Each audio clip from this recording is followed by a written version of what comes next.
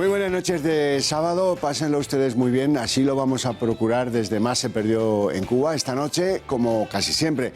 Hoy les invito a que con nosotros crucen dos rubicones. El primer rubicón, los acuerdos y los pactos entre ese embrión de gobierno de Pedro Sánchez, ya saben, el PSOE, más Unidas Podemos y Esquerra Republicana. Estamos en roer ese hueso, no va a ser fácil, evidentemente. ¿Lo va a conseguir? ¿No lo va a conseguir? Veremos si al final no hay que decir aquello, a Pedro Sánchez, lógicamente, de pudiste elegir entre deshonra y gobierno, elegiste gobierno y ahora no tienes ni honra ni gobierno. A mí me da que sí, pero bueno, aquí tenemos ilustres invitados dispuestos a opinar lo contrario, faltaría más, este es un ambiente de libertades. Y luego vamos a analizar, mucha gente me lo pregunta, ¿saben? Por la calle, oiga, ¿y qué pasa con los Pujol? Bueno, como a mí me dio por escribir libros sobre los Pujol cuando eran gente importante y relevante y tal, es lógico, la gente dice, es que habrá que esperar como con los seres 10 años para conocer qué pasa con ellos. Esas preguntas caben, claro que caben, y las vamos a formular aquí también. Les presento a nuestros invitados esta noche, don Jorge Buixadé. Muy buenas noches. Buenas noches. Eurodiputado de Vox y barcelonés de PRO. A la mitad de los que vayan a oír en la segunda parte del programa, con los Pujol los ha conocido, tiene su propia impresión personal, que nunca hemos hablado él y yo de esto, pero que estoy seguro que será enriquecedora. Como será enriquecedora la participación también de don José Ramón García.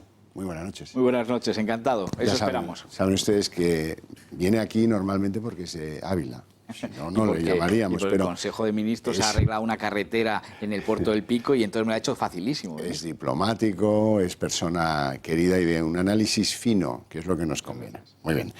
Les sigo presentando a don Luca Costantini. Muy buenas noches. ¿Qué tal? Buenas noches. Don Luca es italiano, como alguno percibirá, aunque le va a costar, porque el acento ya lo afinó y tiene un acento, vamos, español de lujo. Y es periodista, escribe en Voz Populi. Como es periodista, nuestro siguiente invitado, al que ya conocen muchos de ustedes, don Luis Valcarce, ¿cómo están? ¿Qué tal? Muy buenas noches. Yo también estoy afinando mi acento también. Argentino, usted, pero afinando todavía. Usted no tiene acento. El acento todavía. Usted, como decía la Constitución de Cádiz, como decía la Constitución de Cádiz, usted es uno de nosotros. Exacto. ¿Para qué va a cambiar el acento? Es un placer. Ahí me tendréis. Naturalmente. Y el último, pero por una prelación que mandan las mesas, no por otra cosa, don Raúl Ramírez. Muy buenas noches. Abogado, fiero defensor del empresario en la sociedad y hombre de Bilbao, que ya se sabe que pueden estar donde quieran, ¿no? Claro, es que usted ha puesto por orden de prelación tres calificativos. Lo último, lo más importante. Lo que no sé socialmente cuál está peor visto, pero bueno, vamos a intentar defender con dignidad los tres. Ser de Bilbao es una cosa fantástica. Para los de Bilbao, desde luego, no tenga usted la menor duda. Claro. No he visto ninguno que se queje, que decía aquel. Bueno, vamos, señores, a ordenar un poco el ritmo del debate en esa materia central. ¿Conseguirá o no conseguirá Pedro Sánchez un acuerdo con Esquerra? ¿Le valdrá eso para formular gobierno, como dice Iglesias, antes de Nochevieja? O de Nochebuena, o por ahí, ¿Tendrá que ir a mendigar en enero? ¿Llamará a la puerta del Partido Popular y de Ciudadanos? Écheme algo, que no quiero repetir elecciones. ¿Va de farol esto de repetir elecciones y filtrarle a alguno que estás pensando si el Viernes de Dolores o el Domingo de Ramos? Ramos es el que no juega fútbol, el de la Semana Santa de toda la vida.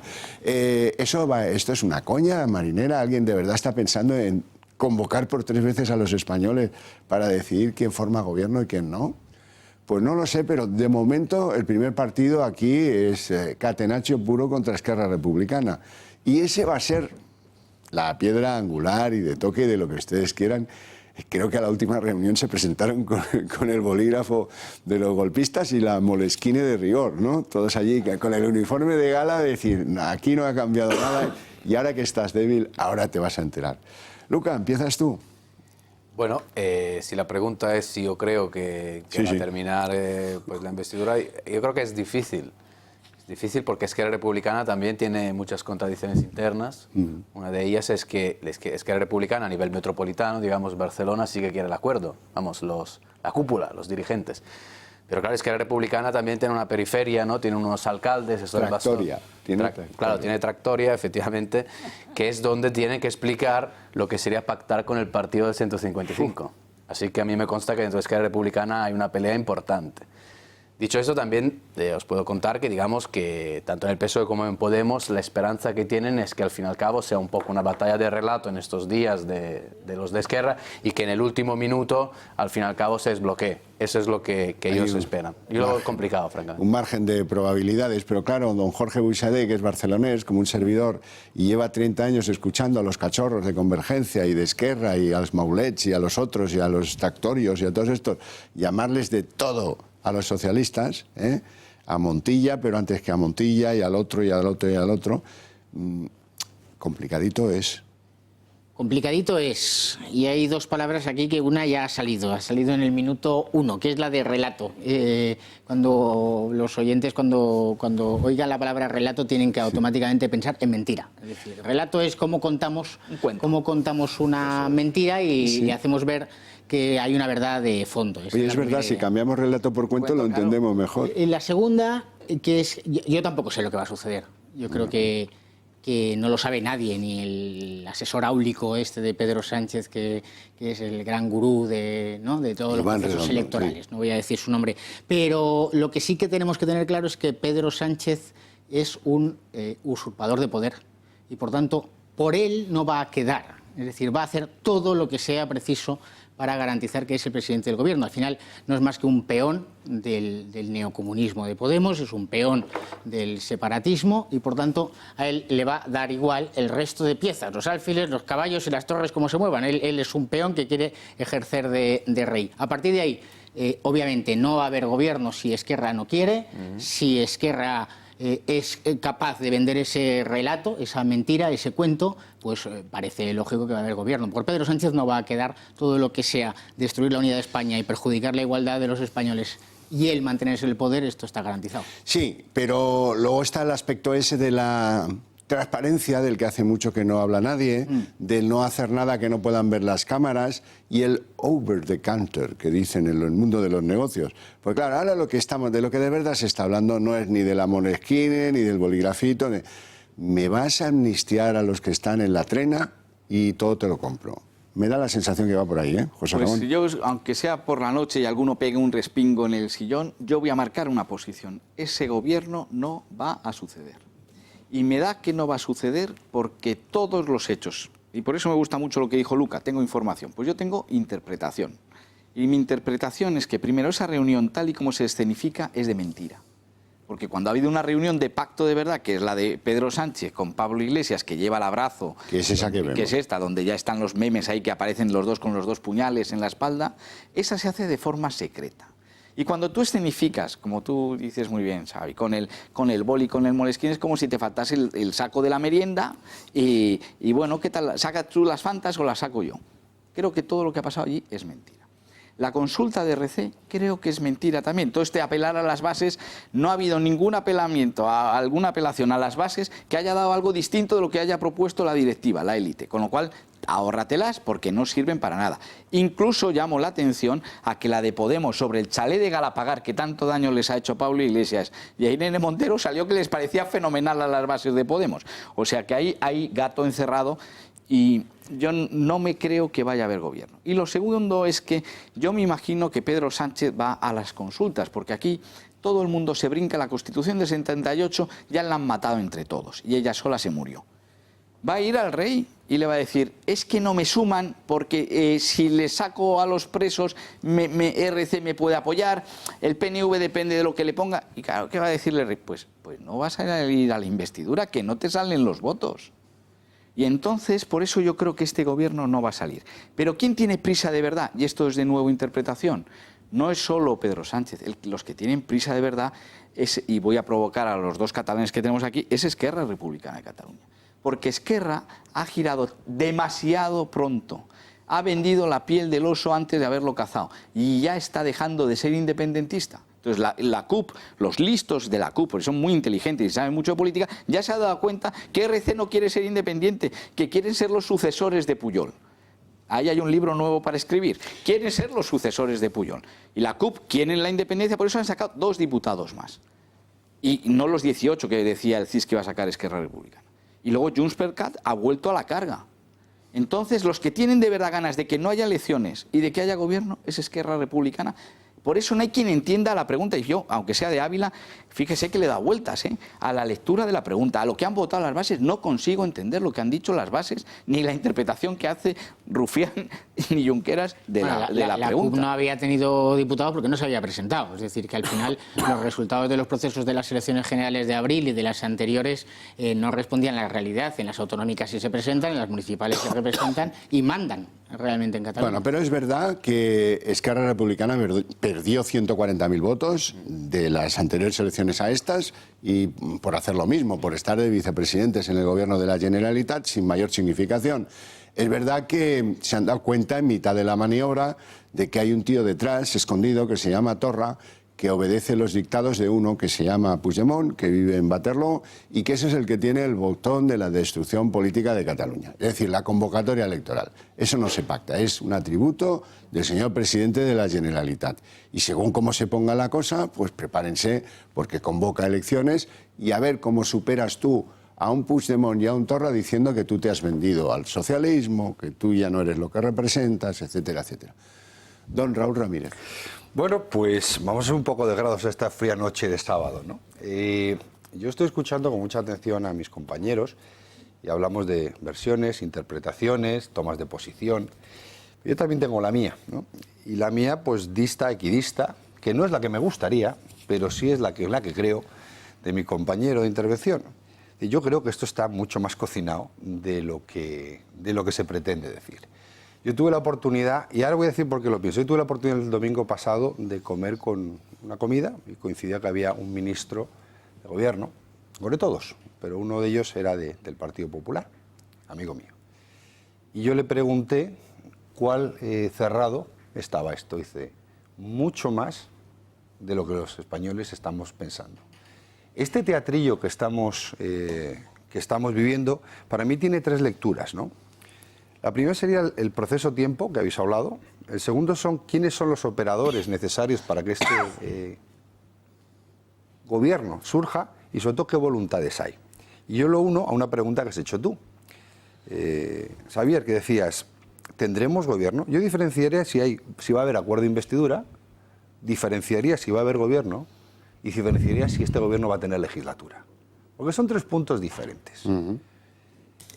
Uno por una manera muy rápida. El tiempo, yo discrepo de mi compañía, yo creo que el tiempo está jugando a favor de RC. El que tiene prisa ahora mismo es el Partido Socialista. Porque sí o sí, a medida que más negocie, su posición aún se debilita más. Y Esquerra tiene la pelota en su terreno. A medida que prolongue las reuniones, y si por ayer fueran, tendrían 25, cada reunión es un win-win. Siempre rascan algo. Con lo cual, a más reunión, mayor posición de fuerza.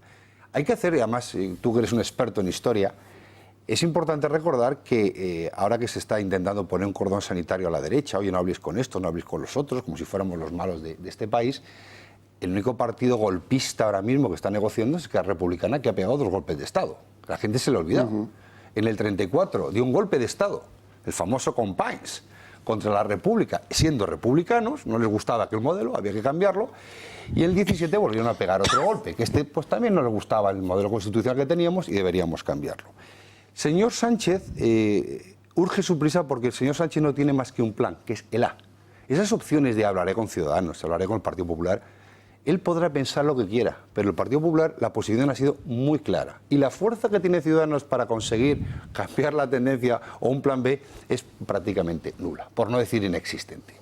El señor ahora mismo Sánchez lo que se está planteando es una refundación del Estado, hablando dura y claramente. A él no le gusta este Estado que tenemos. Él quiere un Estado federal, que es lo que está blanqueando a través de sus ministerios, con esa izquierda de toda la vida. Que no, RC no es de izquierda, RC es golpista. Y lo ha sido en reiteradas ocasiones, como ha quedado constatado. Ahora mismo, que lleguemos a un acto de investidura fallido, yo ni me lo planteo.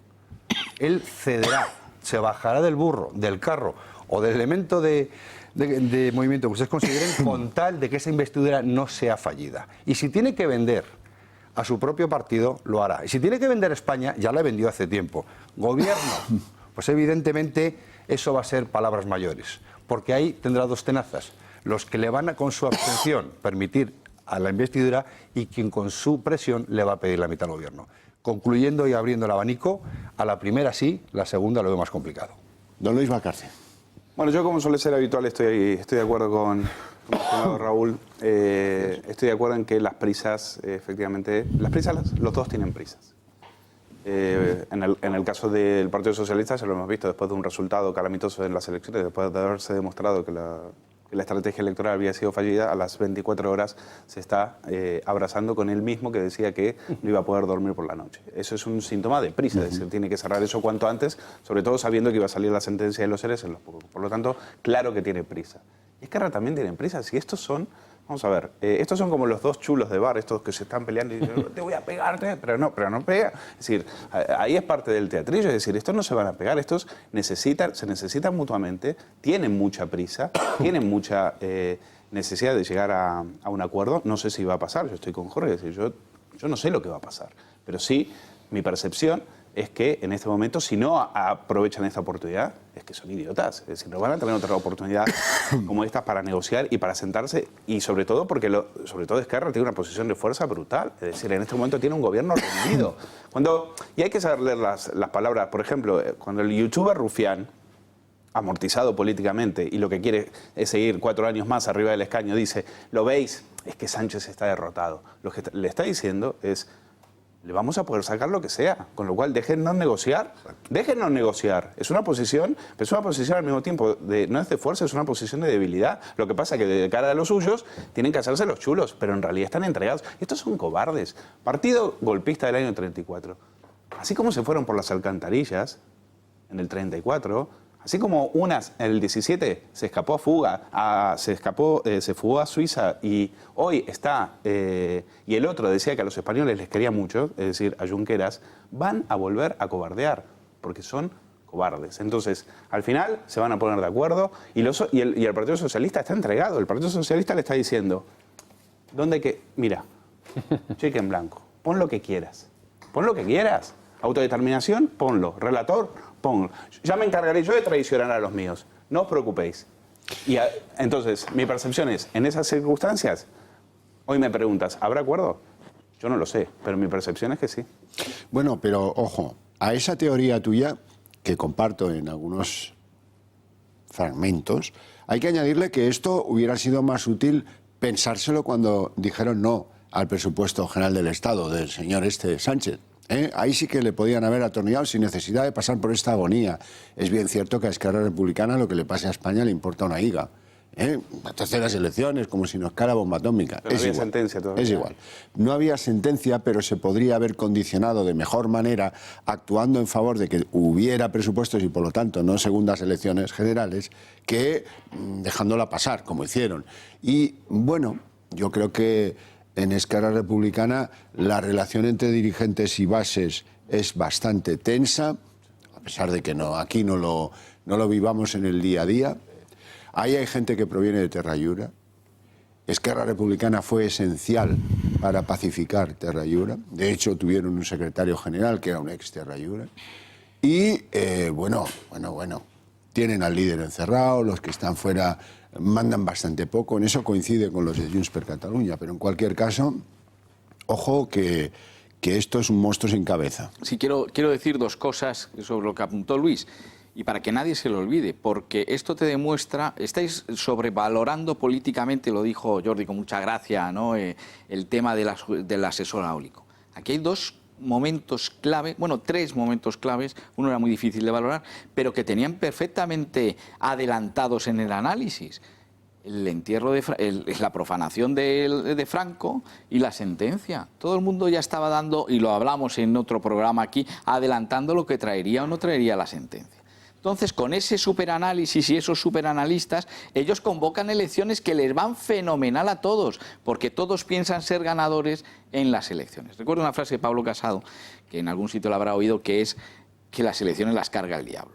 Pues efectivamente. Y el tercer elemento que no consiguió analizar es que el debate, el claro, no iban a ser el claro ganador y que iba a ser determinante en el voto. Entonces, con esos elementos, yo estoy de acuerdo con vosotros, yo he sido provocador diciendo que no. Todos tienen mucha prisa en que haya un pacto de gobierno, pero ¿va a poder ser ese el pacto de gobierno? Porque estáis os quedáis en el umbral en el análisis. Y perdonadme, no lo digo ni con cariño, o sea, lo digo para provocar. ¿Por qué os quedáis en el umbral del análisis? Porque efectivamente todos les interesa que no haya elecciones. Y por lo tanto están todos sabiendo que si no consiguen ese gobierno progresista y con Esquerra, pierde tanto Podemos como Esquerra. Pero el PSOE a lo mejor tiene otras opciones y les deja tiradísimos, porque ellos se van a ir quedando a la vez. Como vais diciendo vosotros, todo el mundo en el proceso de negociación va reduciendo sus opciones. Y cuando estén sin opciones tanto Podemos como Esquerra, es el PSOE el que puede decir en un momento si gira o no gira. Y ahí veremos la altura de Estado que tienen los demás jugadores. O sea, estás diciendo que si giran, el PP va a estar esperando la oferta. Bueno, yo espero que el PP esté en un momento diciendo lo que tiene que pasar, lo que tiene que pasar. Yo solo puedo leer lo que ha dicho su líder Casado 18, 19, tal vez 21 veces, ¿no? Desde que le preguntan, que con él no cuenten. Ya, pero hay que ir a ver al rey. Feijóo y Cayetana así que han dicho que con ellos que sí que cuenten. Es decir, que yo creo que ahí el Partido Popular también tiene un debate, a gobiernos de concentración. A gobiernos de concentración, que es como decir, estamos todos jugando con ese escenario de RC, Podemos, invítame a la merienda, pagas tú y luego a lo mejor yo voy. De nervios. Tenemos que hacer una pausa de publicidad. Serán 2 minutos y volvemos enseguida.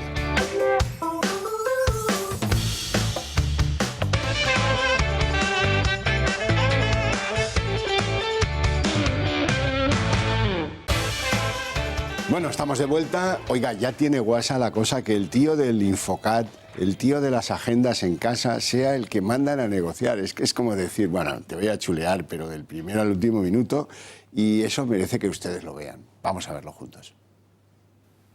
2 horas y media es lo que ha durado la reunión entre Esquerra Republicana de Cataluña y el PSOE en el Congreso de los Diputados. No ha habido declaraciones a la salida, pero sí que han emitido comunicados por separado.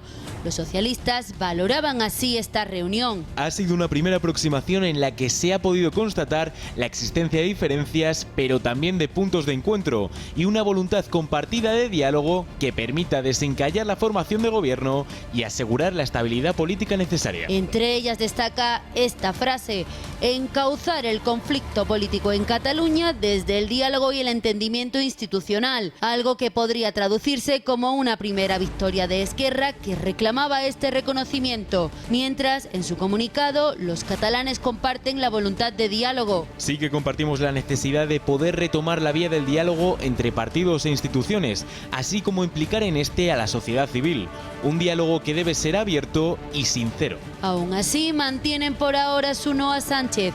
Volverán a reunirse el próximo martes 3 de diciembre en el mismo lugar. Ambos partidos han acudido a esta reunión con las ideas claras. El Partido Socialista busca la abstención de los 13 diputados de Esquerra en la investidura de Pedro Sánchez.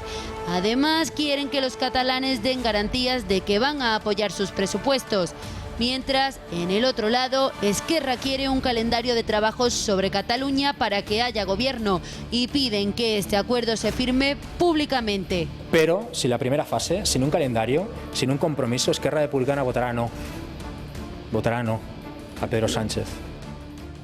Bueno, y mientras tanto, pues Carmen Calvo dándole brillo con el cepillo a la imagen de Esquerra Republicana. Y hay que ver, por cierto, oye, cómo ha engordado el hombre este Ábalos, ¿eh? Parece el párroco de Concentaina. Me pillaron de perfil, ¿no? Tremendo, tremendo. ¿Cómo está? Está que echa gozo.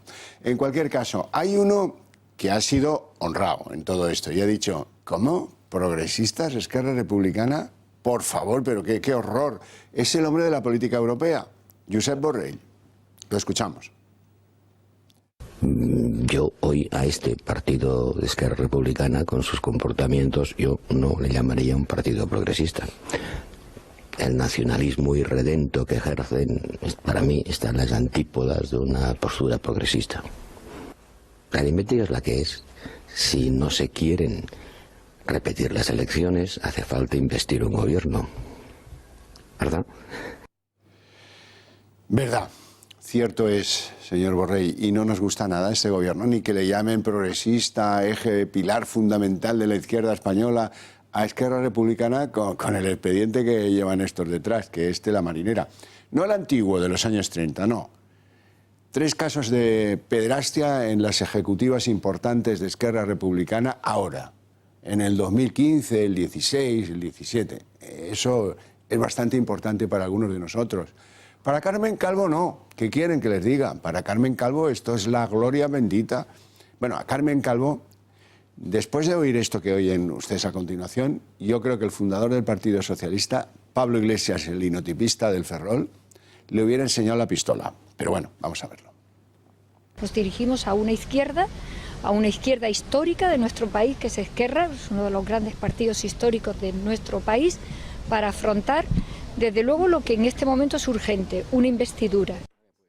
A ver, don Raúl Ramírez. Pues después de esto solamente se me ocurre alabado sea el Señor, porque es que ya no sé a quién encomendarme, porque yo creo que ya se pueden decir burradas, pero la verdad que si tuviera esa capacidad de blanquear a los partidos otras instituciones, hubiera tenido una carrera profesional en la Fiscalía potente.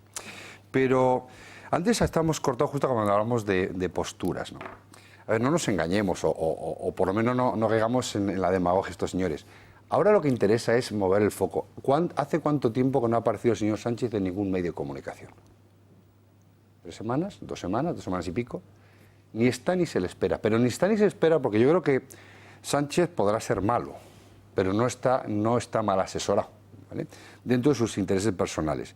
Si ahora estamos viendo la postura, él tiene un plan A, que es el que está ejecutando y lo tiene claro, y lo llevará al final con todas sus consecuencias, porque por encima del PSOE está él. Y el problema que tenemos es que no existe el Partido Socialista. Partido Socialista, por desgracia, estamos presenciando una negociación donde se está hablando de la entidad y la unidad nacional española entre el mayor partido corrupto en la historia de la democracia y un partido golpista. Si a cualquiera de nosotros se nos hubiera dicho que la unidad de España dependería de un golpista y de la mayor corrupción histórica de la democracia, no nos lo hubiéramos creído. Pero es que ahí no acaba esta historia. Y por eso mismo van a tener que llegar a un acuerdo, porque cederá. Y cederá, como decía mi compañero, con el cual normalmente también estoy de acuerdo, y no estamos alineados previamente, pero es sentido común y es lógica. Y la política, aunque el sentido común y la lógica no siempre premien, los intereses sí. Pero él tiene un plan B mucho más maligno, que es, como no voy a ir a una investidura fallida, si cruzo una línea roja y no soy capaz de firmarla, voy a meter la presión al Partido Popular. Por eso Casado está absolutamente firme en su posición. Porque dirá, me estáis obligando a ceder, a vender España y a destrozar nuestro concepto de Estado a un modelo federal porque el Partido Popular no quiere hacerme presidente. Y ese es el envenenado plan del señor Sánchez. Ego me mecum, como se diría en latín. Luca. Raúl, perdona, pero me parece entender que, es decir, no entiendo muy bien exactamente qué quieres decir. Porque me da la sensación que por un lado dices que en realidad hay como un pacto ya casi firmado, digamos. Absolutamente. No, entonces tú crees que será en una segunda vuelta con un apoyo del PP. Vale. Bien, entonces estoy de acuerdo contigo. Vale. ¿Y por qué digo esto? Porque yo creo que Borrell, las palabras de Borrell son importantes, yo creo, porque se suman a otras palabras, Alfonso Guerra, Leguina, Corcuera, viejos, es verdad, viejos dirigentes del PSOE, importantes. Jubilatas del PSOE. Sí, jubilatas, en fin. Pero bueno, gente que tiene... Peso específico. Peso y tiene información privilegiada y, hombre, son referentes para algunos en el partido. Y por ahí creo que algunos tiros van, digamos, sobre todo de si hay algo, si queda algo del PSOE que realmente considera que lo de Esquerra es un disparate. Y es un disparate por una razón muy sencilla. La cuestión no es que Esquerra sea un partido histórico de la izquierda, no sé qué, progresista. Yo creo que no es cierto. Jamás izquierda y nacionalismo creo francamente que se puedan combinar. Pero el problema de Esquerra es que Esquerra no ha, digamos, hecho una reflexión histórica sobre lo que ocurrió en el año 2017. Creo que Esquerra Republicana no ha dicho nos equivocamos y no volverá a ocurrir. Es decir, no ha enmendado nada de toda su política, por lo tanto sigue siendo el partido que dice lo volveremos a hacer. Entonces yo creo que en ese momento el PSOE está también en una tensión interna importante. Y digo esto dejando caer una opción que la democracia, cuando es muy parlamentaria, como es la que está ocurriendo ahora mismo en España, es importante tener en cuenta. El Parlamento está hecho de diputados y los diputados puede llegar el momento final, en el último minuto también, en el que se descuelguen, digamos, de un tipo de decisión que pueden considerar muy conflictiva. Y estamos hablando de una mayoría que vive y sobrevive y puede durar por poco tiempo un en voto. España, Lucas. Por un voto. Eso aquí no ha pasado en la vida. No lo vas a ver. Bueno, pero siempre hay una primera vez. Es posible. Eso es verdad. No digo que no, pero esa primera vez duele, ¿eh? Don Jorge. Sí, bueno, varias cuestiones que salen. El vídeo que habéis puesto es extraordinario. Pues es la pura realidad. No había leído la nota de prensa del gobierno en funciones después de esa reunión que dice que han encontrado puntos de encuentro con Esquerra Republicana. Hay que dejar muy claro, ya que quede claro en esta mesa, porque yo creo que hay millones de españoles que están cometiendo. No hay ni un solo punto de encuentro con Esquerra Republicana. No es posible. No hay nada que pactar con ellos. La única cuestión es cumplimiento íntegro de las penas de los que hayan sido condenados y iniciar procesos judiciales contra todos los que siguen cometiendo hoy en día delitos. Voy a poner de manifiesto una circunstancia, es que me llama muchísimo la atención oír esto del punto de encuentro. Luego viene el señor Borrell, que es la coartada permanente.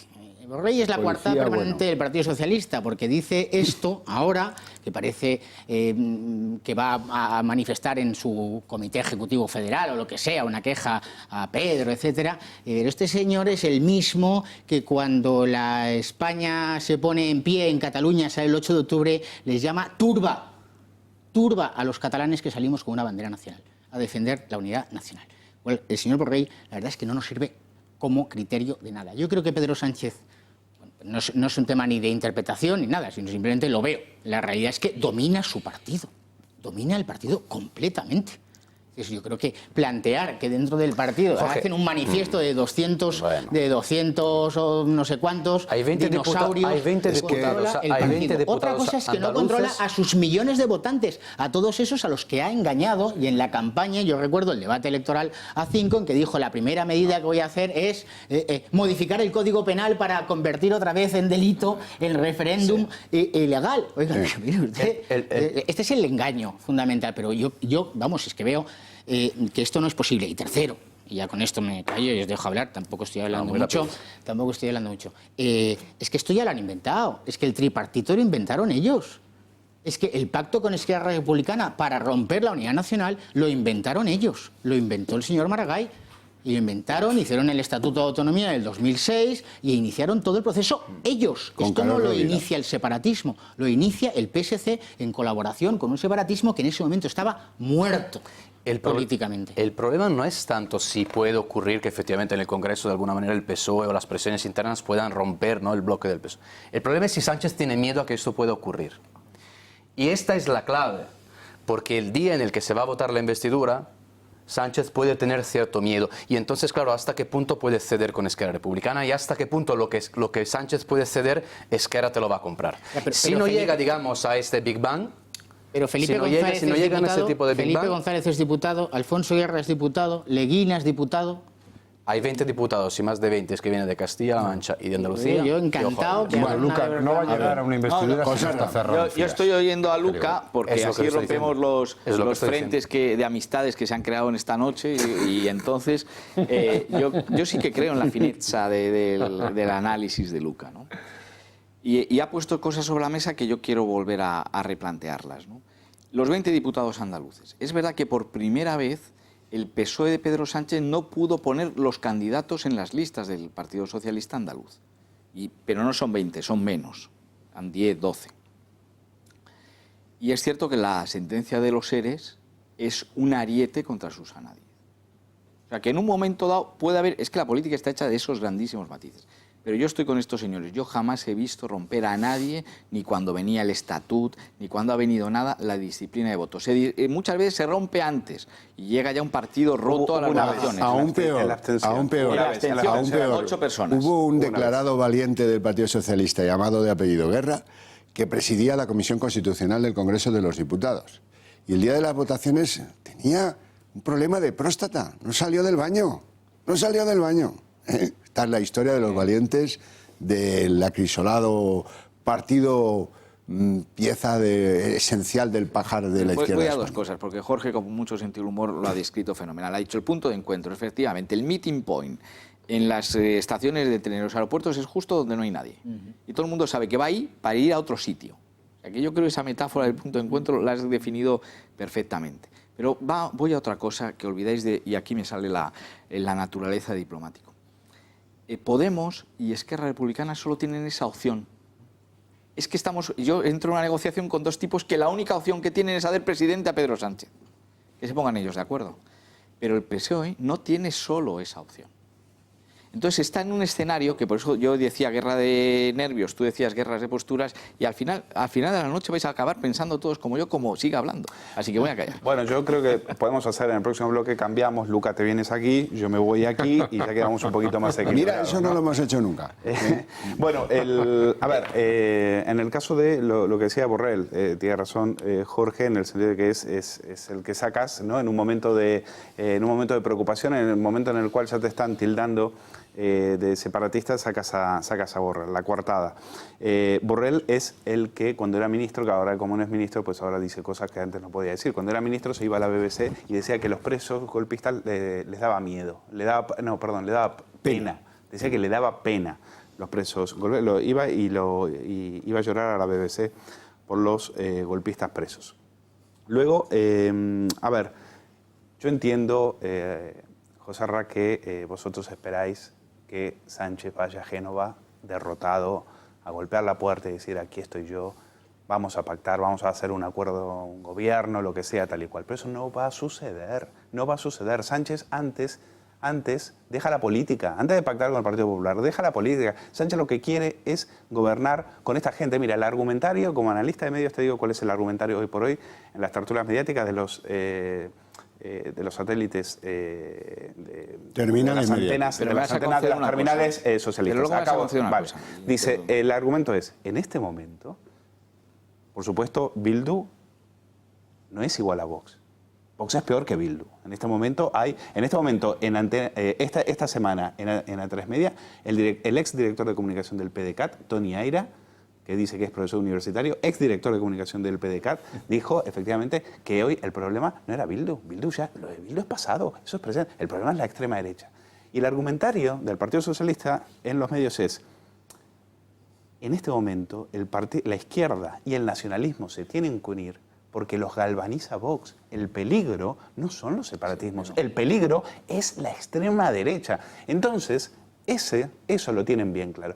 Y no es una jugada solamente una jugada de cara a la galería, están convencidos de aquello. Por lo tanto, no hay posibilidad de, salvo que el Partido Popular haga una jugada y haga una iniciación, pero no va a pasar. Sánchez no va a ir a Génova como espera el Partido Popular, Luis, que si pase. me concedes una cosa, el argumentario antes de las elecciones no era no puedo dormir con Podemos en el gobierno. Correcto. Y fíjate cómo ha girado en medio minuto. Eso es verdad. Ágil el tipo, hay que reconocer que es como el gato que llamaban al portero Ricardo Zamora, ¿no? O así, por lo menos. Vamos a ver cuáles son los límites del diálogo según esta señora Carmen Calvo. Nosotros hablamos dentro de la Constitución y dentro de la ley y hacemos política democrática, de intentar entendernos con el que piensa diferente de nosotros, porque eso es la democracia. A partir de ahí, nuestras líneas que no traspasamos las conoce todo el mundo, entre las cuales está que no existe el derecho a la autodeterminación, porque no está en nuestra legalidad, como no lo está en ninguna legalidad democrática. Yo, si ustedes quieren llamarme ingenuo, lo voy a tomar como un cumplido. Me gusta ser ingenuo. Y creo que la cosa no está tan cocinada, ni tan decidida, ni nada de todo eso. Y me baso en dos criterios. Primero, ¿a qué viene formular una amenaza de terceras elecciones? Vean lo siguiente. Oh, es que seguro, fíjate, nos caería en mitad de la Semana Santa. Oh, es que estamos aquí en Ferraz, estamos con la tabla de la Ouija y mirando a ver qué días podrían ser el día de la bruja. Si esto estuviera tan hecho, tan maduro, no harían esto. Segundo elemento que someto a su consideración, naturalmente, faltaría más. Oiga, dos partidos que se sientan a hablar, que no es la primera vez, porque están hablando cada día y cruzándose papelitos todos los días, todas las tardes y todas las noches. Pero bueno, la formalización, aquello que tiene de litúrgico, ¿verdad? Nos vamos a ver y en el Congreso. Ya llegan unos con los carruajes, otros tal, y se encuentran y se ven durante 2 horas. Si al final de eso tienes que hacer un comunicado conjunto, te lo están diciendo muy claro. No se fían el uno del otro nada. No han avanzado nada. Y lo tienen absolutamente color hormiga. Pero bueno, son consideraciones que yo les traslado. ¿Cómo se va? O sea, la palabra lealtad y confianza son la antítesis a Sánchez. Es decir, alguien en este país, incluso sus más aférrimos defensores, no pueden decir que se pueden fiar de Sánchez, porque habéis hablado antes de la periodista del gato, los cambios de posiciones. No, son falsedades. Él dice blanco y dice negro, pero bueno, yo creo que no estamos descubriendo aquí nada. Yo creo que eso que es una novedad. Yo lo que sí tomaba nota es, oye, ahora mismo, antes lo hemos pasado por la mesa y decía Luca, yo comentando con él no va a llegar, él, porque no es el PSOE.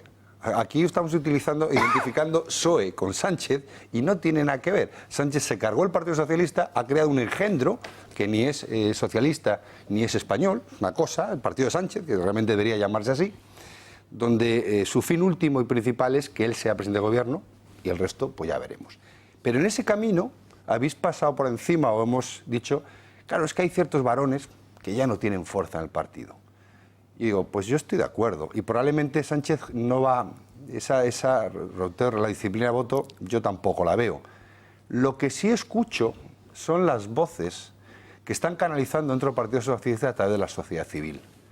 Hoy, o ayer, o antes de ayer, escuchábamos a Zapatero cómo blanqueaba la imagen de Bildu, diciendo que la gran aportación del Partido Socialista a la democracia española ha sido que Bildu deje de matar y que esté en las instituciones. Y encima se jactaba como un mérito personal.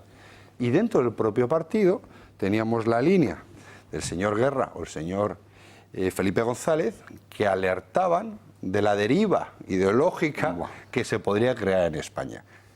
Mire, yo ya lo lanzo a la mesa a mi compañero Juanra, que está también muy taurino hoy, cogiendo los envites. Creo que lo que estamos presenciando es el mapa de ruta que tienen pactado. El final, bajo mi punto de vista, yo lo tengo muy claro, que se va a llegar a un acuerdo, a costa de lo que sea, porque cuando uno tiene que perder, llegar a un acuerdo es fácil, ¿no? Y antes lo habéis dicho, dos que tienen que entenderse, se acaban entendiendo. Si eso ¿Dónde está el problema? estuviera... Perdone que termino, Xavier. Venga. ¿Dónde va a estar el problema? En lo que seamos capaces, la sociedad civil, de rebelarnos. La gente está aceptando la venta de España sin decir esta boca es mía. Y ya no son los políticos. Esto, el único freno que decía Luca que puede tener Sánchez es que se dé cuenta que hay un movimiento civil de la derecha, del centro y del Partido Socialista que en la vía civil le digan no señor Sánchez y se lo digan en la calle. Ante eso Sánchez no se atreverá. O será uno de los pocos frenos que él tendrá porque no le dejas cintura ni le dejas capacidad de reacción. Pero si eso fuera como usted cuenta, sería una imprudencia temeraria desde el Parlamento de Cataluña, que lo dirige un tío que es de Esquerra Republicana, un tal Torrent, ponerse a votar una vez más algo completamente gratuito. Porque lo que votaron es una decisión, como ustedes saben, del Tribunal Constitucional que les dijo, ustedes eso, la reprobación de la monarquía, la autodeterminación, el no sé qué, todo eso ustedes no está en su fuero, así es que no pueden votarlo. Pues mira, vamos a provocar. Vamos a coger un papelito y vamos a poner. Reprochamos la sentencia que dice que nosotros no podemos, lo uno, lo segundo, lo tercero y lo cuarto, y lo volvemos a votar, produciendo un pollo monumental en términos parlamentarios, jurídicos, porque ahora lo llevan a la Fiscalía, porque, en fin, porque volvemos a estar en un ambiente que no propicia ese acuerdo, si es que tanto les conviene a los de Esquerra Republicana, con el gobierno de Pedro Sánchez. Yo lo veo claro, me da la sensación que en Esquerra hay quien está por ese acuerdo, pero hay también quien no está por ese acuerdo. Bueno, porque ellos han tensado tanto la cuerda, han llevado a la sociedad catalana, eso que llamamos la sociedad catalana, a un punto de no retorno y saben que ahora mismo el separatismo es un agujero negro y RC quiere salir de ahí y no puede. Y entonces, pues evidentemente se convocan las elecciones y la CUP se presenta y Junts per Cat sube en escaños y RC, evidentemente, esa es la única situación en la que RC pues está planteándose. Pero es que hay que dejar ya, yo creo que en esta mesa, en esta y en todas las mesas de España tenemos que dejar de pensar en esos términos. Ellos están por el golpe de Estado, están por un proceso revolucionario. No hay ni una sola decisión política que hayan tomado en los últimos 6 años que tenga racionalidad. Ni una sola. Todo es a romper. Hay que empezar a tener en cuenta. Es decir, ellos están en una visión del mundo revolucionaria de dar un golpe de Estado y aprovechan a un gobierno como el de Sánchez, un gobierno en funciones o un candidato a la presidencia del gobierno que está dispuesto a ceder todo, Y entonces, evidentemente estos debates son necesarios y Intereconomía tiene que hacerlo y tenemos que dedicarnos a... Pero cuidado que al final nos van a tener un mes hablando de esto Y una parte de la población española va a tragar con ese discurso, porque al final el Partido Socialista lo único que nos va a decir es: yo he pactado con RC, y lo único que les he dejado claro que derecho a la autodeterminación no. Pero, sin embargo, me voy a tragar, no sé si indultos, pero sí que efectivamente las competencias penitenciarias las tiene ya la comunidad autónoma, y por tanto pues tampoco voy a decir que es muy legal lo que hacen de que puedan empezar a irse a su casa a tomarse unas copas de cava tranquilamente, descojonándose, y perdón de la expresión, descojonándose de millones de españoles, absolutamente. Y entonces nos van a traer una reforma fiscal, un nuevo estatuto de autonomía, etcétera, etcétera. Y todo esto vamos a tragar. Entonces, lo van a alargar porque les conviene todo muy bien. Fíjate, es decir, mete un decretazo del 8% de la energía en la factura de la luz, nadie habla, ningún telediario está viendo. ¿Con qué estamos abriendo? Con Esquerra. Y vamos a seguir así de aquí hasta todo el tiempo que pueda, porque con esto puedo hacer todas las fechorías y total me salen gratis. Como nadie habla de esto, vamos a seguir 2 meses adelante. Y lo peor es que van a utilizar a Vox como la excusa, es decir, dicen, claro, es que no nos queda otra, es que si no, Santiago Abascal, vicepresidente, y entonces con esa siguen así 2 meses. Yo estoy de acuerdo, el punto que tú marcas, Javier, tienes toda la razón, es decir, no está cocinado y esa es la prueba, porque eso que decías de autodeterminación y demás, también lo hace el PSOE. El PSOE esta semana ha dicho, elecciones en marzo. Y si no, investidura en enero. Es decir, están haciendo lo mismo que hacen los otros, con lo cual exactamente ninguno de los dos se fía y no está nada cocinado. Otra cosa es que en sus cabezas esté la posibilidad de ir a hacer un giro e ir a golpear la puerta a otro lado. Pero ¿cuántos municipios gobiernan juntos? Es decir, es verdad que no está cocinado a lo mejor la letra concreta del acuerdo, pero que tienen un pacto constante el Partido Socialista y RC, déjame darle una mala... están pensando en gobernar también la comunidad autónoma juntos, etcétera. Esto parece evidente. Bueno, yo desde hace un rato tengo muchas ganas de oír al protagonista, este Torrent, cómo le da a la cerilla en plena bronca incendiaria en ese Parlamento que en fin, que algunos pensamos que debiera tener algunas funciones suspendidas desde hace bastante tiempo. El independentismo vuelve a retar al Constitucional. Esquerra, Junts per Cat y la CUP han aprobado el mismo texto que el Tribunal suspendió el pasado 5 de noviembre. Vuelven a reprobar, por tanto, a la monarquía y exigen de nuevo hablar en el Parlamento del derecho a la autodeterminación. Literalmente, la propuesta de estos 3 grupos dice que reiteramos y reiteraremos, tantas veces como lo quieran los diputados y las diputadas, la reprobación de la monarquía, la defensa del derecho a la autodeterminación y la reivindicación de la soberanía del pueblo de Cataluña para decidir su futuro político. Ciudadanos ha exigido que se reconsiderase el texto antes de ser votado y los servicios jurídicos del Parlamento han asegurado que las 3 enmiendas son interpretables. Los 21 votos de PSC y PP han ido en contra de esta nueva provocación. Los comunes han abstenido y Ciudadanos no ha votado, ya que sus diputados han abandonado la Cámara. Lorena Roldán, además, ha anunciado que acudirán a la Fiscalía para que valore si esta votación supera el marco legal.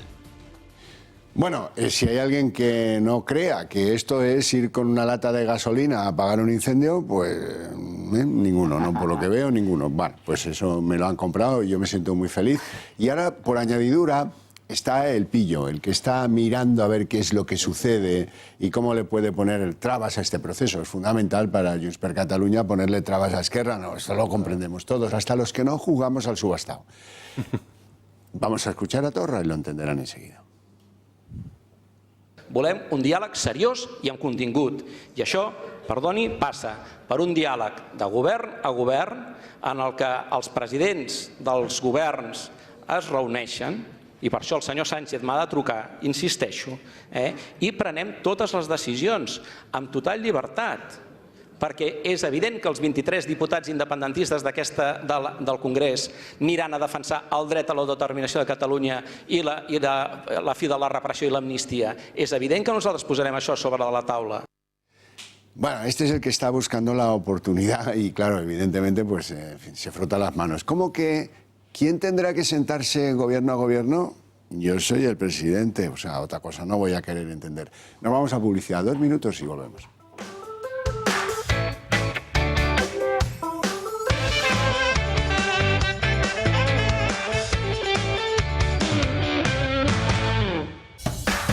Es posible de que... Bueno, los que nos llevan oyendo desde el principio del programa y a las 10 de la noche, qué paciencia, que como les agradezco de corazón que lo hagan.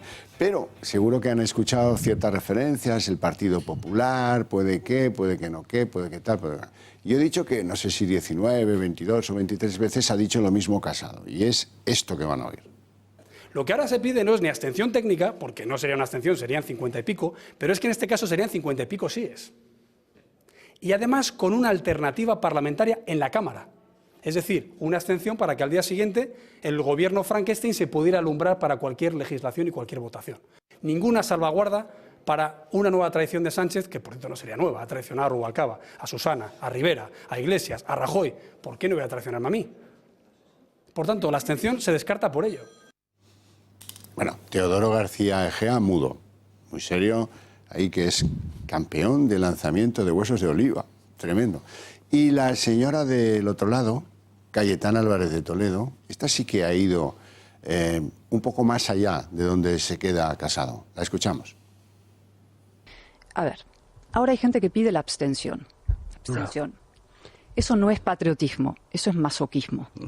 Eso sería deleterio para el Partido Popular, por supuesto, pero eso podríamos decir que es secundario, eso sería deleterio para España, que hace daño, que perjudica. Sí, muy malo, muy malo. Eso es entregar votos a Sánchez para que los ponga al servicio de Esquerra, es decir, de su proyecto político. Sí. En mi opinión, solo un gobierno de Casado o con Casado ofrece seguridad política, económica e institucional y es garantía de unión, digamos, de prosperidad económica, de estabilidad económica y de libertad. Bueno, esa es una idea de Máximos, un gobierno de concentración constitucionalista en el que bien pudiera estar el PSOE con el PP y con Ciudadanos. Olvídense. Olvídense. Y luego está el de mínimos, que es el que me parece a mí que pide Feijóo. Vamos a escuchar en dónde está el varón gallego. Ah, no, ahí lo tienen que leer porque no... yo creo que la gran diferencia... Son gallego, entonces... sí, es muy gallego, sí. Es muy gallego. Pero en cualquier caso, la diferencia es aparentemente sutil y en la práctica muy clara. Dirigirse al Partido Popular para un gobierno de concentración sería la diferencia y lo otro sería una formulación de Máximos todavía mucho más imposible, ¿no? Aunque esta segunda, yo creo que Feijóo se ha quedado solo. Y que Génova no está para nada en esa confluencia astral, pero como no soy un genovevo, iba a decir, pues y yo que voy a ceder el paso a un genovevo. Yo que soy astrólogo y me he quedado con tantas ganas de hablar de tantas cosas que salieron antes, pero yo sí que te recojo el guante, ¿no? Yo, y vuelvo a mi tesis, leer bien a Pablo Casado, yo me jacto de conocerle bien, lo ha marcado perfectamente, ¿no? Este PSOE que está ahora mismo pululando entre Podemos y RC, no puedes darle una abstención. A este PSOE no le puedes dar una abstención. Y coincido con muchas cosas de las que habéis dicho. No habéis nombrado que antes de ayer, me parece, salió una carta de 52 padres de la Constitución de todos los partidos diciendo que el PSOE no puede hacer esto. Se está armando algo para que se está poniendo aceite en el suelo por si acaso el PSOE quiere girar. Y a Pablo Casado lo he interpretado así. Este PSOE tú no le puedes dar ni una abstención ni hacerle presidente a toda costa. Eso es lo que yo he querido entender. Y los otros dos y esas posturas le va a tocar definirlas a Pablo Casado. Entonces, en todas estas guerras de nervios, luego porque el papel del periódico envuelve el pescado del día siguiente. Entonces todos olvidamos y tenemos una memoria muy frágil, que eso va a favor siempre de los políticos. Pero entiendo que va a haber muchas declaraciones que van a pillar en renuncio a lo que ocurra al final. Y yo lo digo siempre, estamos en los prolegómenos, que aquí esto es una guerra de nervios, que hasta que no llame el rey a consultas, primero se constituyen las Cortes. Ahí va a seguir el mismo teatro. Porque necesitas dramatismo, esto a la italiana, estábamos antes en el descanso diciendo que la política española se está italianizando y la italiana se está españolizando. Necesitas dramatismo para poder hacer un giro. Si no tienes que hacer un giro, por eso compro la tesis de Xavi y en el fondo te estás quedando solo, Raúl, y ya vemos a ver luego cómo va la cosa, es que si no hay dramatismo, tú no puedes escenificar un giro. Yo creo que lo que se está escenificando poco a poco es un giro, porque cuando llegue a la realidad, es el rey que diga, a ver, ¿cuántos votos tienes? Claro. Es ahí donde veremos cómo se mueven unos o cómo se mueven otros, y refuerzo mi posición. Pero déjame un aporte que es de sentido del humor, que es que manda narices que en un momento de la historia de España el que esté en el Parlamento sentado se llame Torrente, como el de las películas, y el otro se llame Torrá, que me dicen que no es la calificación de quemado, pero claro, a ver dónde viene Artur Mas. No, faltaría una T al final. Luca. ¿Sabes cuál es una de las mayores diferencias entre la política italiana en general, sin entrar en los detalles, y la española? El jefe del Estado. En Italia el jefe del Estado tiene una fuerza importantísima y sobre todo, hombre, es un árbitro de verdad de las fuerzas políticas. Si hace falta, el jefe del Estado quitó a Berlusconi y puso Monti. Ojo, gobierno técnico, se lució, concentración nacional. Se lució, Bueno, con los gobiernos técnicos. Mientras tanto, evitó el corralito bancario y otros problemas, que decir, que ojo a eso también. ¿Por qué digo esto? Digo esto porque, claro, el rey, yo creo que tiene que asumir, la zarzuela en general tiene que asumir un papel un poquito más activo de lo que ha, digamos, desempeñado normalmente. Y creo que me consta, ¿no? Supimos que el rey, por ejemplo, se ha negado a ir a Argentina, que era el plan que le había cocinado Sánchez para, digamos, en fin, dentro de su esquema político. Y yo creo que en la zarzuela, mucha alegría no tiene que haber en esos días. Y no me sorprende que este malestar se pueda traducir de una manera con mucha cautela en estos encuentros, ¿no? Como estabas comentando, con las fuerzas políticas, porque algo quizás sí que se puede hacer, digamos, para intentar lograr cierta cordura dentro también de un encaje que, yo repito, va a ser muy difícil del PSOE y de Esquerra Republicana. Quiero decir las cosas claras, para mí es una locura asumir que un gobierno pueda depender de Esquerra Republicana. Pero también os digo que Esquerra Republicana mira más a Cataluña que a Madrid. Hombre. Y tiene muchos intereses en Cataluña. Entonces, si Esquerra Republicana percibe que de alguna manera este acercamiento al PSOE, que lo que el PSOE está cediendo no es suficiente, Esquerra Republicana lo tiene complicado también. Y por eso digo que va a ser importante esta ronda de contactos con el rey. Raúl. Bueno, pues muchas veces la soledad te da más visión. Cordura. No sé si cordura, pero sí te da más capacidad de visión, ¿no? Muchas veces, pues no te lleva a la contraria, lógicamente, o te la llevan todos. Pero en este caso yo estaba cogiendo, Jorge ha dicho una cosa que yo me la he apuntado con tu permiso, Jorge, que me ha llamado mucho la atención, ¿no? Decías, dándoles un enfoque de visión de mundo revolucionario. Claro, les estábamos entregando una categoría de estadistas que, hombre, para mí un estadista y estos señores, pues eso son la antítesis, ¿no? Yo creo que el concepto de Estado y la visión a largo plazo de estos políticos se limita a la semana o lo que tarda en llegar a un acuerdo.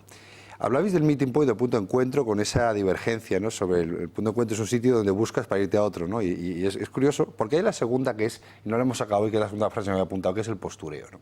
Estamos en una situación absolutamente de política de postureo, donde cada líder y cada partido está manteniendo un circo, ¿vale? Muy jaleo mediáticamente, porque está en sus manos, ¿vale? Donde obviamente lo que están intentando es avanzar unas líneas de acuerdo, filtrándolo diariamente a la sociedad civil para ver la permeabilidad de esas ideas, en el fondo.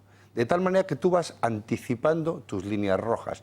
Yo voy soltando la posibilidad de un acuerdo, de una España plurinacional, ya no sé ni cuántas Españas debe haber dentro de su concepto, y la gente va tragando. Y es la famosa historia de repite una mentira 100 veces que acaba siendo una verdad.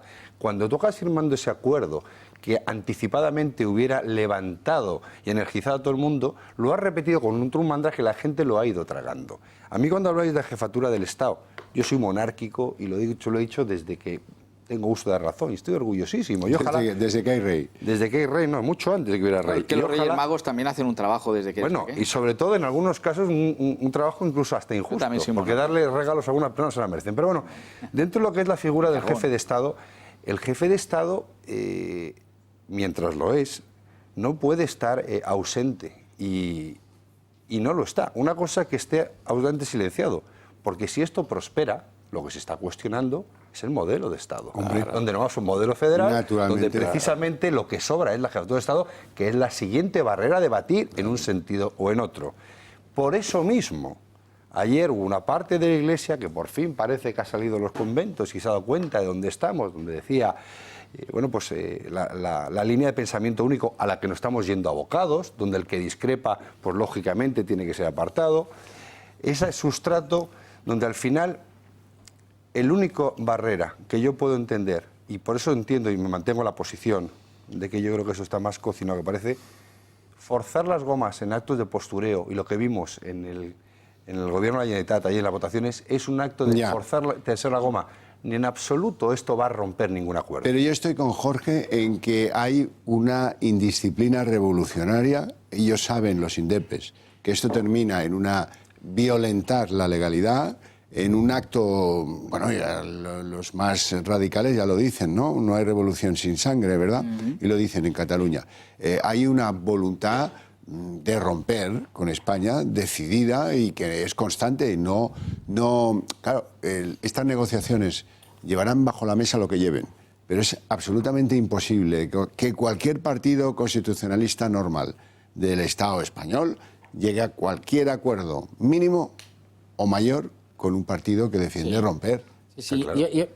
Hemos hablado de que en el fondo lo que quieren es un cambio de modelo de Estado. Yo iría más allá. Es decir, esto es un golpe de Estado moderno. Un golpe de Estado moderno. Es decir, es un auténtico cambio de régimen. Es un ataque constante a la monarquía. Nosotros en Vox denunciamos y además nos quedamos solos. Luego algunos pues nos apoyaron denunciando. Yo expresamente en Bruselas 10 días antes, el momento en que supimos que a Su Majestad el Rey se le mandaba el día 10, 11 y 12 de noviembre a Cuba. Yo creo que la Casa Real salió en prensa, con lo cual entiendo que dejaron caer la idea de que no estaban muy a gusto. Esta vez sí que efectivamente ya esta semana hemos conocido que Su Majestad el Rey dice que la Argentina no va a ir porque tiene que iniciar el periodo de consultas una vez constituido el Congreso. Es un ataque brutal al Poder Judicial, es un ataque brutal a la autoridad. Yo creo que nos hemos olvidado que hace escasamente un mes Barcelona estaba ardiendo y a nuestra Policía Nacional, a los mejores mozos de escuadra, no los de la gorra de plato esta, con unas barrigas tremendas que se dedican a sostener a los CDR, sino los auténticos mozos de escuadra estaban siendo agredidos hasta el punto de un policía pues estar en una situación muy grave. Nos hemos olvidado de estos y al final... ¿Por qué el rey? Pues ahora me sale esta vena de abogado que nos sale a veces, ¿no? Porque la Constitución dice que el rey es el símbolo de la unidad y de la permanencia de España. Entonces, acabar con el rey es acabar con la unidad y con la permanencia de España. Y la democracia. Con lo cual tenemos que salir todos como un solo hombre, en defensa de Su Majestad el Rey, no en concreto por la persona física que hay allí detrás, sino porque eso representa la unidad de España.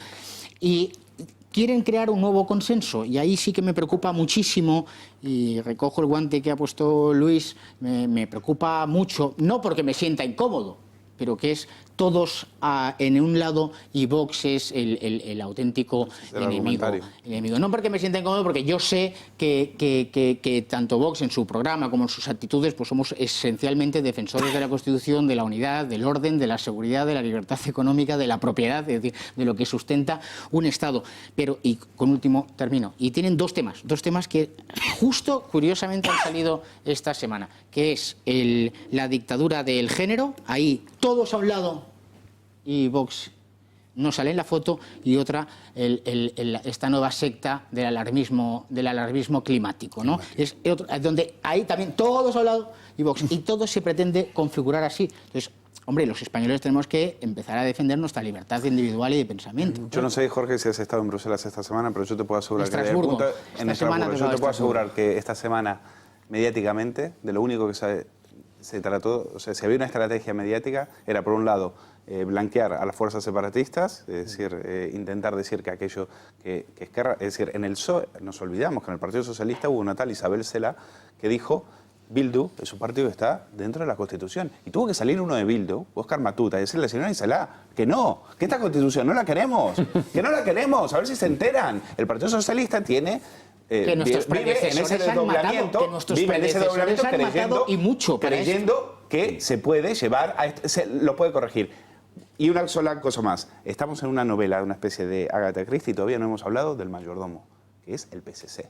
O sea, todavía no hemos hablado del papel que cumple el mayordomo no sé si se merece estar en la mesa, porque a mayordomo hay motivos más que claros para despedirlo. Yo quiero que hablemos de los Pujol, y lo vamos a hacer a continuación. ¿Por qué? Porque la gente me lo pide. Oiga, ¿qué pasó? ¿Qué tanto rollo? ¿Y aquí qué? ¿Cómo? Tal. Julio 2014. Hay un señor ya mayor, que ya no es presidente de la Generalitat, Jordi Pujol Soley, que escribe una carta y dice, es verdad, tenemos 4 millones de euros en un banco en Andorra, es verdad. Y con esa carta pues, se produce la caída del Imperio Romano o del imperio corruptivo, extractivo de Convergencia Democrática de Cataluña y sus socios en Cataluña. Bueno, óigame, llevamos 5 años en esto, un poquito más, 5 años de investigación policial, de fiscales, judicial, interrogatorios, no sé qué. Y hasta ahora, una estancia de apenas 6 meses en Soto del Real del mayor de los Pujol, Jordi Pujol Ferrusola. Si alguien recuerda a un tal Oriol, ese entró, pero por otro asunto, por un asunto, digamos, de su relación particular con los de las ITVs. Ahora, de los Pujol no hemos vuelto a saber nada más. Oiga, hay desidia judicial, ¿qué pasa que no se encuentran pruebas? ¿Qué pasa con esta historia? Vamos a ver un recordatorio y enseguida lo abordamos. De molto honorable y padre de la patria, a cabeza de una organización criminal que se dedicaba a actividades ilícitas. Así definió la UDEF a la familia Pujol. Todo eso de la UDEF. ¿Qué coño es esto de la UDEF? La unidad de delincuencia económica y fiscal de la policía, señor Pujol. La primera en investigar al clan que manejó Cataluña a su antojo durante décadas. Pero las actividades delictivas de Jordi Pujol y familia comenzaron pronto. En 1984 fue investigado por el caso Banca Catalana, la entidad que fundó junto a su padre. Sorprendentemente, la audiencia de Barcelona rechazó juzgarle pese a las pruebas en su contra, lo que él aprovechó para venderse como mártir del catalanismo y señalar al responsable de todos los males, España. El govern central ha fet una jugada indigna. I a partir d'ara, quan parli algú d'ètica, de moral i de joc net, en parlarem nosaltres, no ells. Así, cuando en 2012 la UDEF puso en él su punto de mira, Jordi repitió el mantra.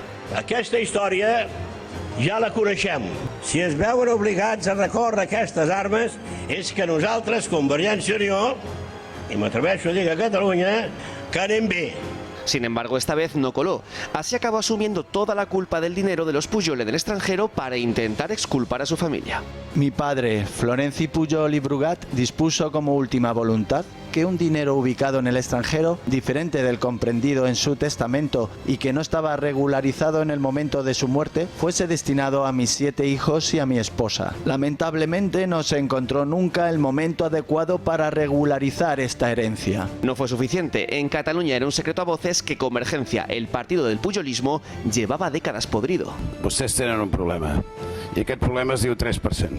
El caso del 3%, el porcentaje que debían pagar las empresas para conseguir obra pública, salpicó a toda la familia. También a Marta Ferrusola, la madre superiora, conocida también por su xenofobia y antiespañolismo. Molesta que el president de la Generalitat sigui un andalús?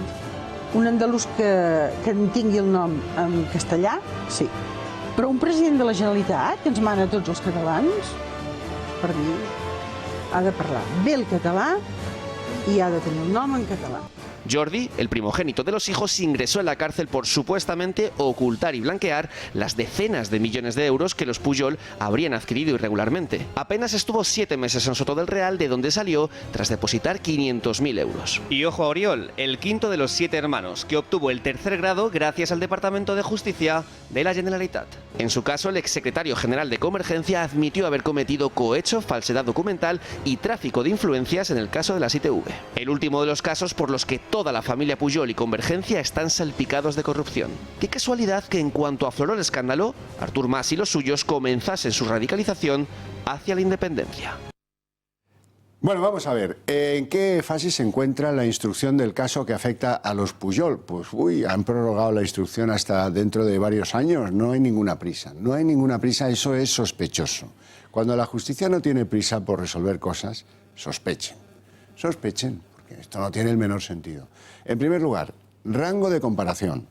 Van a ver ustedes a 3 personajes del Partido Popular o ex personajes del Partido Popular y yo les voy a contar de izquierda a derecha su suerte en el juzgado. El primero es Rodrigo Rato, fue detenido en un telediario, pararon el telediario para ver cómo le agarraban por el pescuezo y la justicia lo mandó a la cárcel, a Soto del Real, en octubre de 2018 por el asunto aquel de las tarjetas negras, las black cards.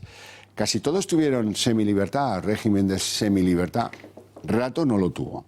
Y a Rato, pues ahora tiene otras peticiones de fiscalía, de fin de penas por su relación con el caso Bankia, con la publicidad de Bankia, etcétera. Pero bueno, ya ven ustedes que trato de favor pues no ha tenido ninguno y velocidad judicial más que aceptable.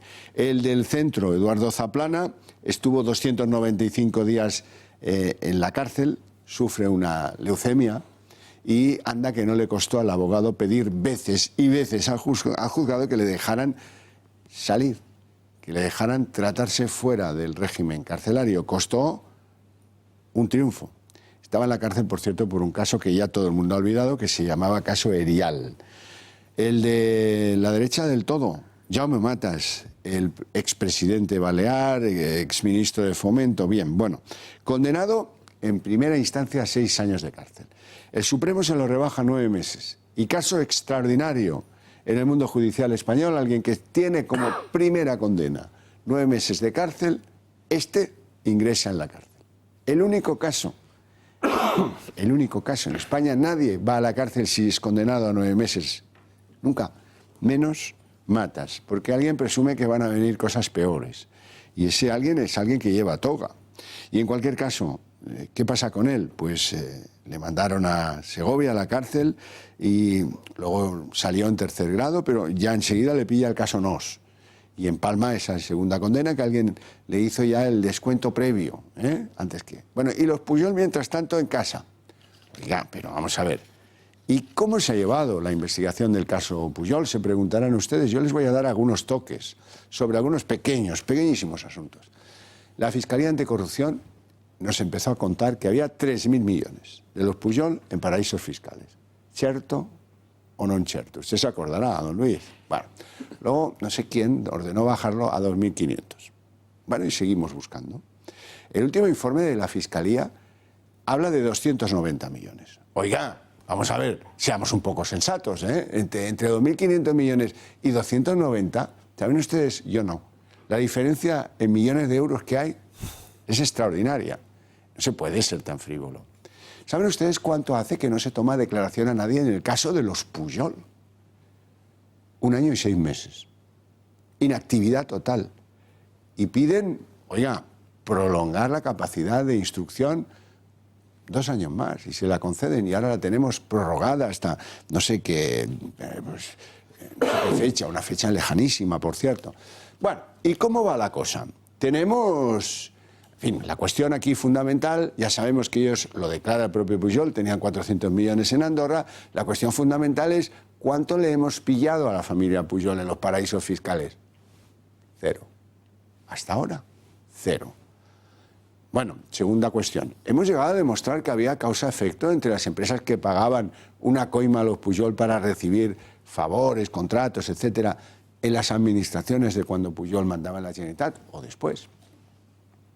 Testigos de cargo que acusen a los Pujol de hacer este cambalache. ¿Cuántos tenemos? Debemos tener docenas. No, 0.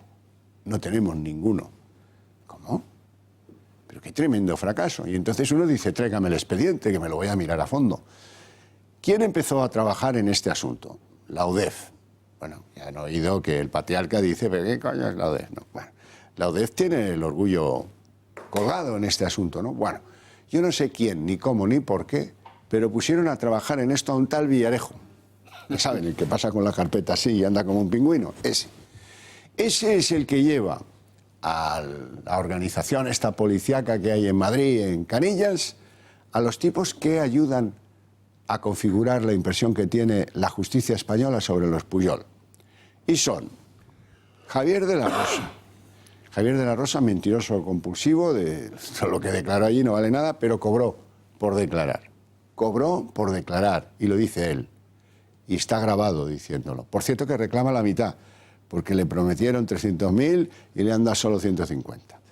Segundo instrumento, Villarejo se fue con ella a Londres, la novia, amante, lo que fuere, del hijo de Pujol, Jordi Pujol Ferrusola, señora Álvarez, María Victoria. Bueno, esta también, de lo que aportó, la de la mochila, que bajaba con dinero en efectivo de Andorra, nulo, de toda nulidad. Ah, bueno, y seguimos buscando. ¿A quién ha mandado el anterior gobierno, el del Partido Popular, a Barcelona a ver a sondear, a ver quién, a reunirse con el abogado de los Pujol, Cristóbal Martell, al pequeño Nicolás, con una carpeta que decía vicepresidencia del Gobierno de España. Y en esos compases, encuentros y tal, que se ha podido sacar en claro, nada. Si acaso muchos se han reído de los interlocutores del Estado español, porque han dicho, oiga, este Villarejo promete árnica al abogado de los Pujol con un Pujol sentado delante, que era Oriol, y les dice que a cambio quiere información estratégica sobre o contra Esquerra Republicana. ¿Pero esto qué es esto? No voy a decir lo de Pujol sobre la UDEF, pero derecho tengo, ¿eh? ¿Pero qué coño es todo esto? Y así, pues llegaremos a que después de unos cuantos años de marear la perdiz, pues los Pujol pasen sin pena ni gloria por el trance policial. Y no es que no sea verdad que existan esas coimas, es que no son capaces de encontrarlas. Y ahora entretienen con que le han pedido a Luxemburgo una rogatoria, a ver si llega o no llega. Bueno, esto es verdaderamente escandaloso.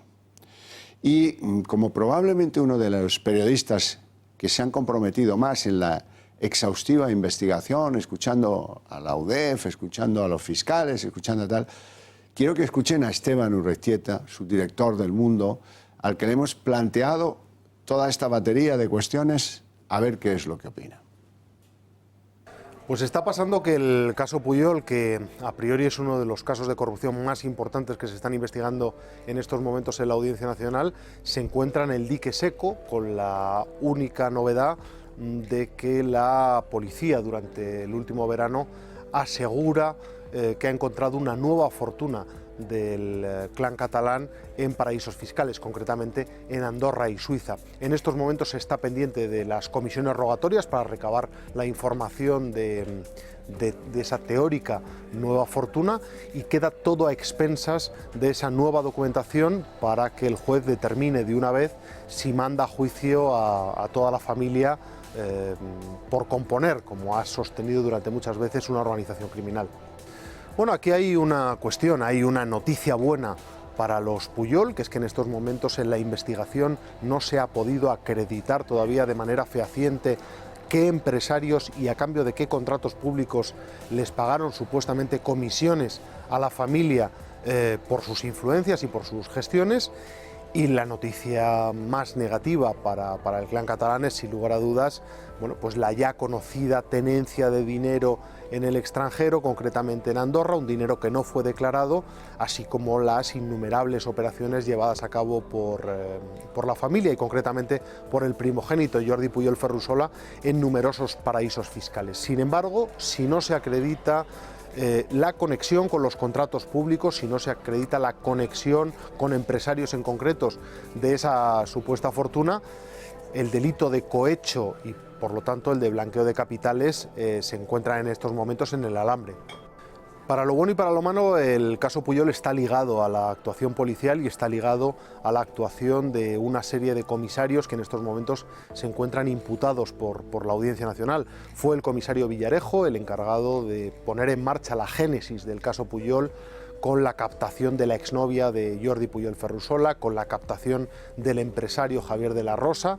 Ambos declararon en sede judicial y acusaron a la familia Pujol de tener dinero escondido en paraísos fiscales, y finalmente se acreditó al menos una parte de esas declaraciones, sobre todo la tenencia de dinero en Andorra. Bien es verdad que estos altos mandos policiales luego jugaron un papel, bueno, cuando menos controvertido, en tanto en cuanto existieron reuniones del comisario Villarejo con la propia familia Pujol, que el clan catalán ha dicho que consistieron en que les ofrecía algo así como un arreglo. En cualquier caso, el caso Pujol es una investigación policial en el inicio y está ligada en gran parte a la suerte de los altos mandos policiales, su desenlace. Bueno, es verdad que han declarado muchos testigos de cargo en el caso Pujol y no todos han podido sustanciar sus acusaciones. Quizá la más relevante de todos los que han declarado ha sido Victoria Álvarez, la exnovia de Jordi Pujol Ferrusola, que fue la primera persona que dijo a la policía y ratificó posteriormente en sede judicial que la familia tenía dinero escondido en Andorra. Y finalmente se acreditó por parte de la investigación que efectivamente los Pujol mintieron, no dijeron la verdad y tenían una fortuna que nunca habían declarado y que, recordemos, el patriarca de los Pujol asocia a esa supuesta herencia del abuelo Florenzi, que no se cree en estos momentos ni el juez de la Mata ni la Fiscalía Anticorrupción. Pues vamos a verlo. Yo no lo tildaría de fracaso bajo ningún concepto, teniendo en cuenta que a la familia Pujol se le ha encontrado una fortuna considerable en paraísos fiscales en el Principado de Andorra y falta por cuantificar la dimensión real. La policía ya se ha aventurado hace unos meses a poner una cifra. Dice que la familia Pujol llegó a apropiarse de 290 millones de euros de manera ilícita. Falta por comprobar finalmente cuál es la dimensión real de esa fortuna oculta de la familia Pujol. Falta por comprobar la procedencia, que es lo más importante, es decir, la relación con contratos públicos amañados, con los empresarios que supuestamente lo pagaron, y falta por conocer todavía el contenido de esas últimas comisiones rogatorias, después de que la Fiscalía el pasado verano denunciara al juez de la Mata que los Pujol tenían más dinero del ya conocido y denunciaba la existencia de una nueva fortuna oculta tanto en Andorra como en Suiza. Bueno, muchas gracias, Esteban. No me creo nada. Han pasado 5 años y no tenemos todavía nada, y a mí me parece que esto se ha instruido fatal. Peor, imposible. Y estas pausas de 1 año y medio sin hacer nada, a mí, yo no quiero vivir en un país así. Ni con los Pujol ni con los otros. La justicia tiene que ser lo que tiene que ser. Vamos a una pausita de publicidad y enseguida volvemos.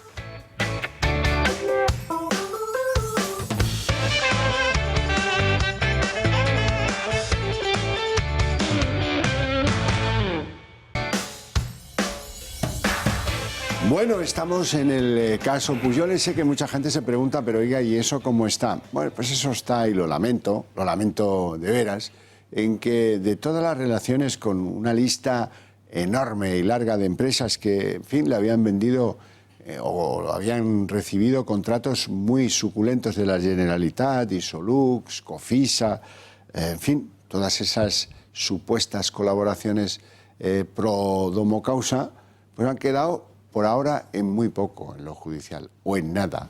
Resulta que todas esas pesquisas rogatorias a México y a no sé dónde y tal, han quedado por ahora en nada.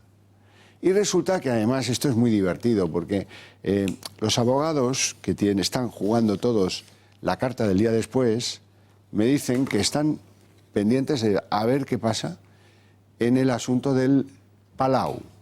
El caso del Palau, es lógico que no lo recuerden, es uno más de corrupción de mi tierra, donde hay sobradas muestras de ser líderes en algo. En corrupción somos líderes, tú no me mires así. Andalucía va cerca. Es verdad que en Argentina no seríamos más que una segunda fila, pero bueno, en España somos líderes. No te pases. Esto del caso Palau tiene que ver con unos tíos que utilizaban este templo sacrosanto de la música catalana para recoger la hucha, llenar la saca y repartirle al partido Convergencia Democrática y a la buena vida que se atizaban el tal Félix Millet y su socio, un tal Montull. Pero bueno, oiga, esto fue sentenciado por la Audiencia de Barcelona. Al contable, al hombre de los números, al hombre de la pasta de Convergencia, que se llama Daniel Osàcar, le acusaban de haber recibido 4 millones del Palau y de haberlos ingresado en las cuentas de Convergencia.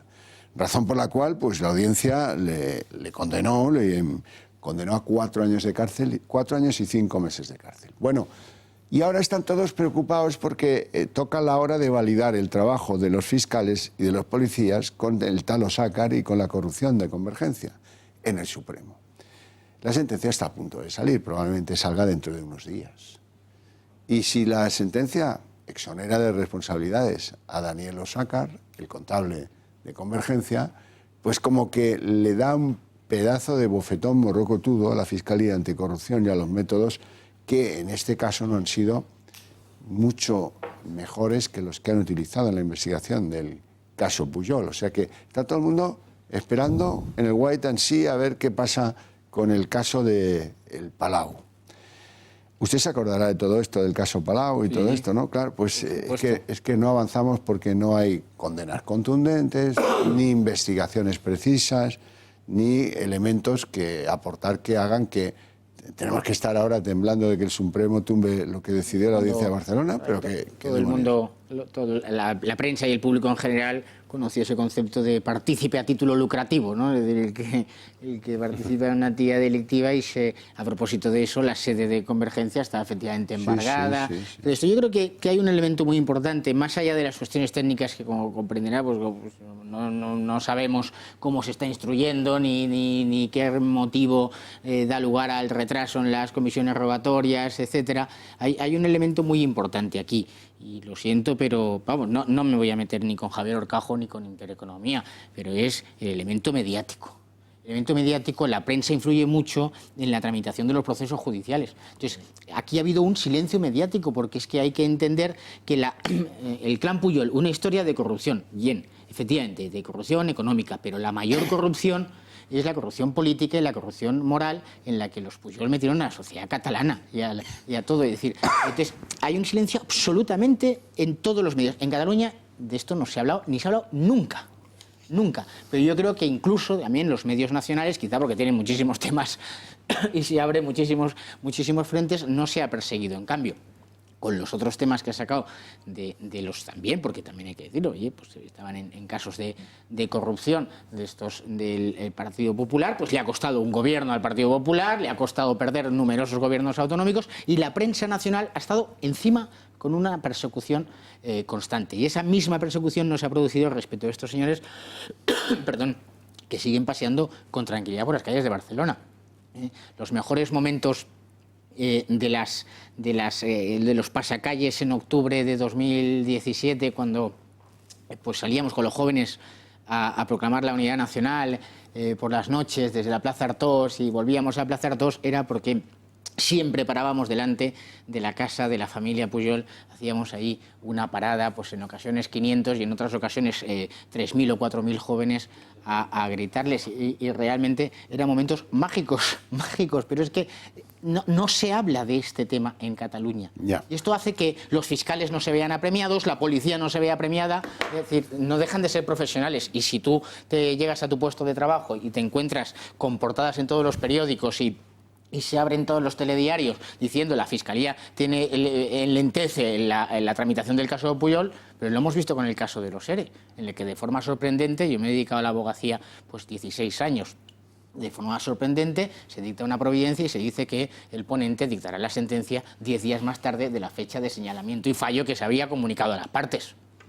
Yo no estoy de acuerdo con eso que dices, Jorge, en el sentido de que los medios han sido responsables. Yo quiero recordarte que en los años 90 fueron los medios los que destapan el caso de Banca Catalana, y fue un medio que no es sospechoso, es el diario El País, el que destapa el caso del Banca Catalana y lo quiere llevar hasta sus últimas consecuencias con la ayuda de dos fiscales en ese momento, que eran Mena y Villarejo, y finalmente fue la política la que enterró ese caso. ¿Y sabes cómo lo sé?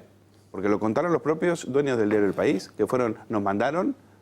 y lo corroboró Villarejo. Bueno, Villarejo Carlos Jiménez Villarejo. Pero Cebrián lo contó en sus memorias y Fabián Estapé lo contó en sus memorias, como el caso Banca Catalana lo enterró la política. Fue el PSOE el que enterró el caso de Banca Catalana. Entonces, no es justo que se diga que los medios de comunicación en esto han tenido que ver. Ha sido la política la que ha mantenido la impunidad en Cataluña, porque estamos hablando de un caso de impunidad absoluta. En ese caso del que usted habla, habla, de un proceso judicial y que estamos hablando de 5 años de instrucción, que esto va lento, que no hay un escrito de acusación del fiscal, el eurodiputado de Podemos entonces, Carlos Jiménez Villarejo, es el que dice que él no ha perseguido a Pujol por Banca Catalana porque se lo ha impedido Felipe González.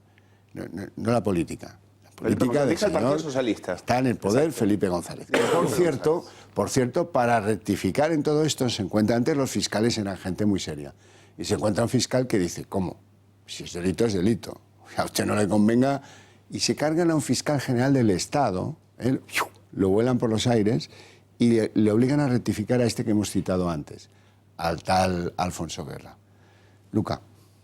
El caso Banca Catalana es fundamental por un hecho muy sencillo, que en realidad Pujol entra en la política después de Banca Catalana. Quiero decir, y ahí, claro, realmente, vete tú a saber cuánto dinero de Banca Catalana pues, se reinvirtió en el proyecto político que luego fue el de Pujol.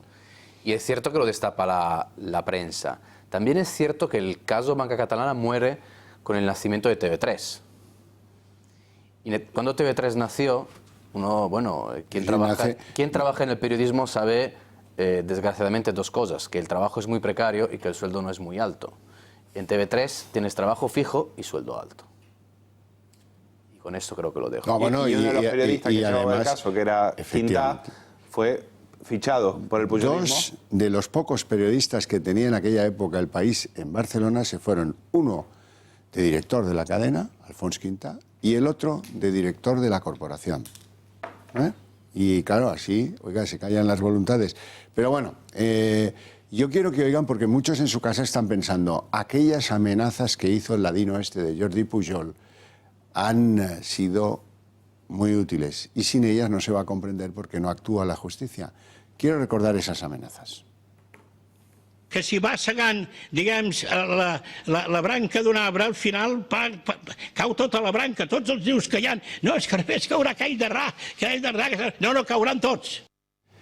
O sea, que si tocáis las ramas, caerán los nidos, y si cae el mío, caerá el vuestro. Oiga, mano de santo, ¿eh? Es como la gallardía del tal Pascual Maragall. Ustedes tienen un problema que se llama 3%. Se levanta Artur Mas y le dice, o lo retira o se acaba la legislatura, ya. Yo, sí, lo retiro. Ha sido un lapsus que se me ha ido a mí la cabeza, hombre, que estoy un poco para allá. Bueno, ese es el papel en el que está escrita esta historia truculenta de Cataluña en las últimas décadas. Y quiero contarles algunas cosas extraordinarias a las que hemos podido asomarnos gracias al caso Pujol. Es la desfachatez, la chulería con la que toda la familia se produce. Por ejemplo, el hijo mayor de los Pujol le llaman al Parlamento de Cataluña a dar explicaciones y le dicen, pero oiga, usted tiene una colección de coches de lujo que parece usted el Museo de la Bugatti o el Museo de la Fiat. Y entonces él va y lo cuenta. Esta es la colección, lo digo para que ustedes, fíjense qué coches tan discretos para ir a la oficina por la mañana, a tomar posesión, a ordenar a la administración catalana a quién le tiene que dar el concurso de las autovías, de las autopistas, de las basuras, o de los hospitales, o de las mutuas de previsión social, o de lo que quieran ustedes, porque es que el nacionalismo es absolutamente voraz. Cuando entra en un cuerpo se lo come todo. Y este es el tallercito en el que guarda algún coche modesto, porque, hombre, hay que tener, entre tanto Ferrari, hay que tener algún coche que digas, este es mi museo del coche, si no, hombre, si no la gente dice no. Quiero que escuchen la explicación que da el primogénito, el novio de la Vicky Álvarez, el que bajaba mochilas con pasta, baja 400.000, baja 500.000, baja 1 millón, tal. A su colección de coches, es impagable. Jo tinc un Lotus Elan del 65 que el vaig comprar el 1997. Aquest era un cotxe mig bo. El 97 també, un Mercedes Pagoda. Després, el 97, vaig comprar també un Porsche 356. Després, el 97 també vaig comprar un Lamborghini Miura. El 99 vaig comprar un Ferrari F40, primer Ferrari, que és un cotxe del 67, preciós, de color taronja, molt bonic, 2008. Un altre Ferrari, 328. Un Diablo, preciós, molt bonic. Ja dins de la tormenta que estic posat, perquè la vida segueix, m'he comprat un Mercedes-Benz a l'SLR famós, aquest no és clàssic, el McLaren, que tothom parla, que és un cotxe que evidentment de primera mà val 600.000 euros, perquè la vida segueix. Pero se lo compró a un amigo que tenía que se fue a la cárcel. Él no lo quería, pero le fotografiaron a la puerta del casino de Monte Carlo. Es un coche bastante aparatoso, ¿saben? Porque las puertas no se abren como las del suyo, se abren hacia arriba. Una cosa que lo tienen James Bond y Jordi Pujol. Ferrusola, que es el chulo infame que han oído ahí, dar explicaciones a la cámara, después de que su padre ha reconocido que es un corrupto y que tiene 4 millones de euros en Andorra.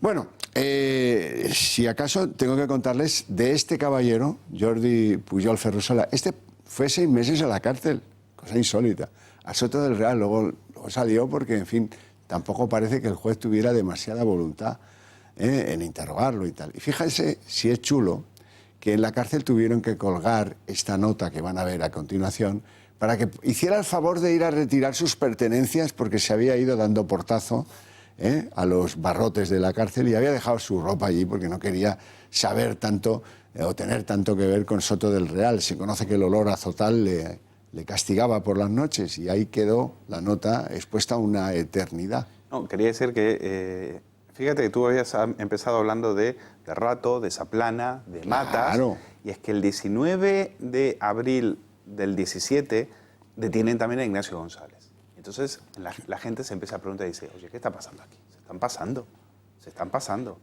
Y entonces dicen, bueno, vamos a equilibrar un poquito. Y 6 días después detienen a Jordi Pujol Ferrusola. 6 días después. ¿Por qué? Porque, como decía Pujol, porque tocaba.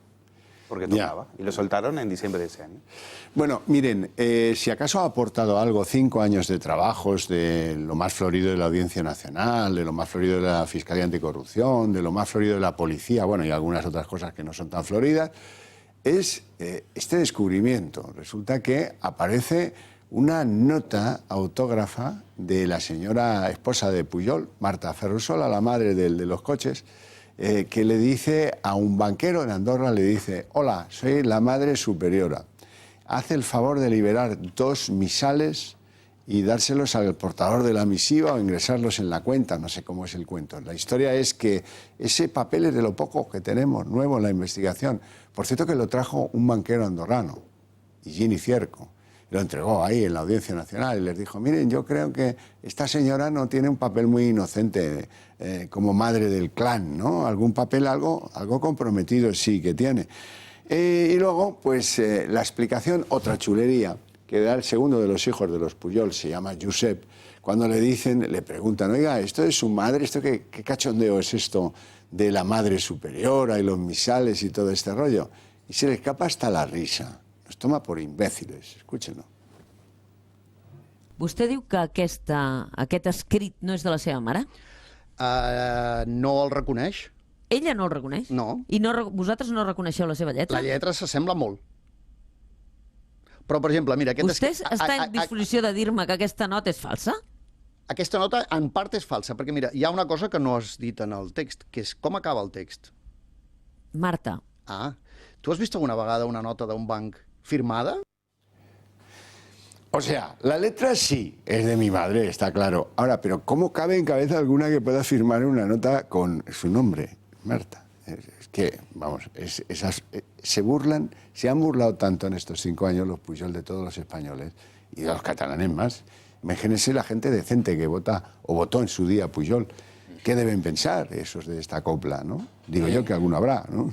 Alguno que no cobrase el 3% o el 4%, porque no es el 3, ya es el 4 o el 5, no sé, nunca se sabe. Pues Xade.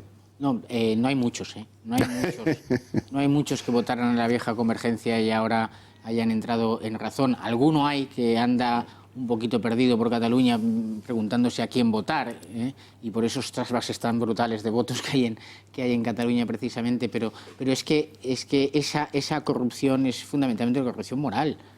Y eso es lo que se ha producido en Cataluña. Es que nadie este mismo programa, este mismo debate es muy difícil, ¿no? Ya, imposible en TV3, sí. pero muy difícil en la desconexión regional de Televisión Española o de... Bueno, es que son prácticamente lo mismo, ¿eh? Bueno, en los últimos años, pero incluso antes, ¿eh? Es decir, que tampoco, que el mundo no se ha venido abajo el día que Sánchez hace la moción de censura. El mundo ya se estaba destruyendo pues muchos años antes. No hay que olvidar lo que entonces gobernaba el Partido Popular. Es decir, que no es un tema del conchabeo PSC, RC con Junts per Catalunya. Esto ya viene de antes, ¿no? Es una corrupción moral en la que efectivamente esa periodista, que además todos sabemos quién es, que también está en varias causas criminales por colaboración con el golpe, etcétera, etcétera, pues le hace estas preguntas, le hace la respuesta, le dice Marta y no le dice, oiga, usted es un... ¿Me toma por imbécil o qué? Claro, efectivamente. Sino que nos hacemos la gracia y encima lo convertimos en un vídeo que nos lo pasamos por WhatsApp y nos estamos riendo, ¿no? Yo creo que obviamente es un problema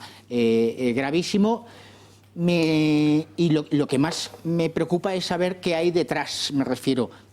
Es preciso que sepamos que la Fiscalía también pues explique, o el juez de instrucción saque una nota explicando qué es lo que está perjudicando la actuación del proceso, porque a lo mejor hay razones técnicas, a lo mejor es que Suiza se está negando a dar la información, a lo mejor es que Luxemburgo se está negando a dar la información, porque así podremos también los españoles saber que el gobierno de España, que tiene muchísimos medios para obligar a esos otros países a colaborar con nuestra acción, pues se está quedando quieto. Es decir, que no solo nos tenemos que quedar en la mera crítica, es decir, que estos son unos gángsters o una familia de gángsters, porque efectivamente ya solo con estos cortes pues ya quedan definidos, ¿no? Parece bastante, sino fundamentalmente lo que necesitamos es información, y por eso era mi queja respecto del silencio mediático que yo decía. Es decir, yo creo que ahí hay muchísimo más a rascar, muchísimo más a que los españoles lo conozcan y también pues la clase política pueda, en su caso, hacer las consideraciones oportunas. Obviamente del PSOE, del PSC no podemos esperar nada, pero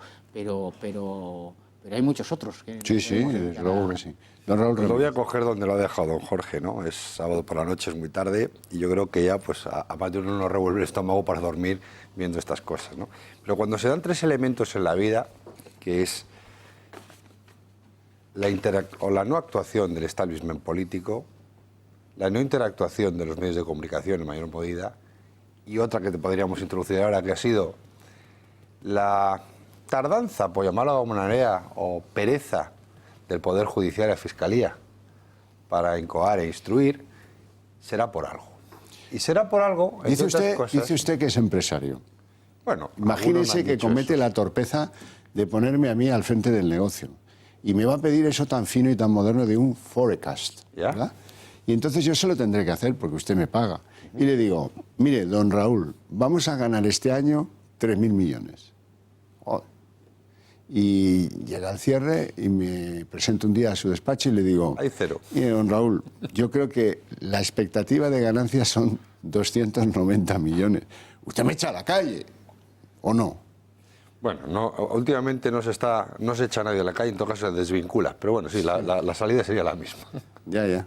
La privada sería la misma. La privada. Pero entonces lo que quería concluir es que fijaros cómo los tres elementos que deberían estar poniendo en la mesa o haciendo un seguimiento de estos retrasos injustificados o aparentemente injustificados en el seguimiento, será por algo. Y él lo ha dicho muy bien. O sea, Pujol se ha expresado de una manera muy clara. Cuando ha hecho shaking, ¿no? Cuando mueves el árbol, se caen todos los nidos. Y el problema es que el señor Pujol ha sido cómplice de un gobierno, del otro, y como dicen vulgarmente, del de la moto. Y yo creo que a nadie en este país, y cuando digo nadie es ningún arco político, está interesado en que el señor Pujol tenga que pasar por ningún ámbito. Y hombre, como prueba, te digo que tenemos nosotros, en Vox, sí, vale. él y todos. Y hay un botón más, y hay un botón más, y acabo de decir, hemos tenido un approach de qué podría pasar si se procesa al capo di capi, ¿vale? Que fue lo que le pasó a su hijo, a Oriol, ¿no? Le meten 2 años y medio por las ITVs, sentencia conformidad, y a los 57 días, competencia transferida al Departamento de Justicia, de así no sé cómo se dice, de Cataluña, y sale por la puerta. Pues es evidente que eso es lo que va a ocurrir. Y cuando los 4 astros se alinean, no hace falta ser muy listo para saber que esto no va a ningún sitio. Bueno, en fin, yo tengo que recordarles algunos episodios, algunas pinceladas. Ha habido fiscales a los que les han apartado del caso Pujol. No sé si por eficacia o por ineficacia. Ha habido decisiones revocadas del mundo judicial muy llamativas. Por ejemplo, cuando el juez decide poner en libertad al hijo de Pujol, al de los Maseratis y los Lamborghinis y todo eso, dice, bueno, sí, pero con una fianza de 1,5 millones de euros. ¿Qué dices? ¿Saben? Acabó saliendo en pocos días con solo 500.000 euros. Que es un chollo para un tío que sube y baja de Andorra con paquetones de pasta en efectivo, ¿no? Y seguro que salió con uno de esos vehículos. Imposible darle alcance.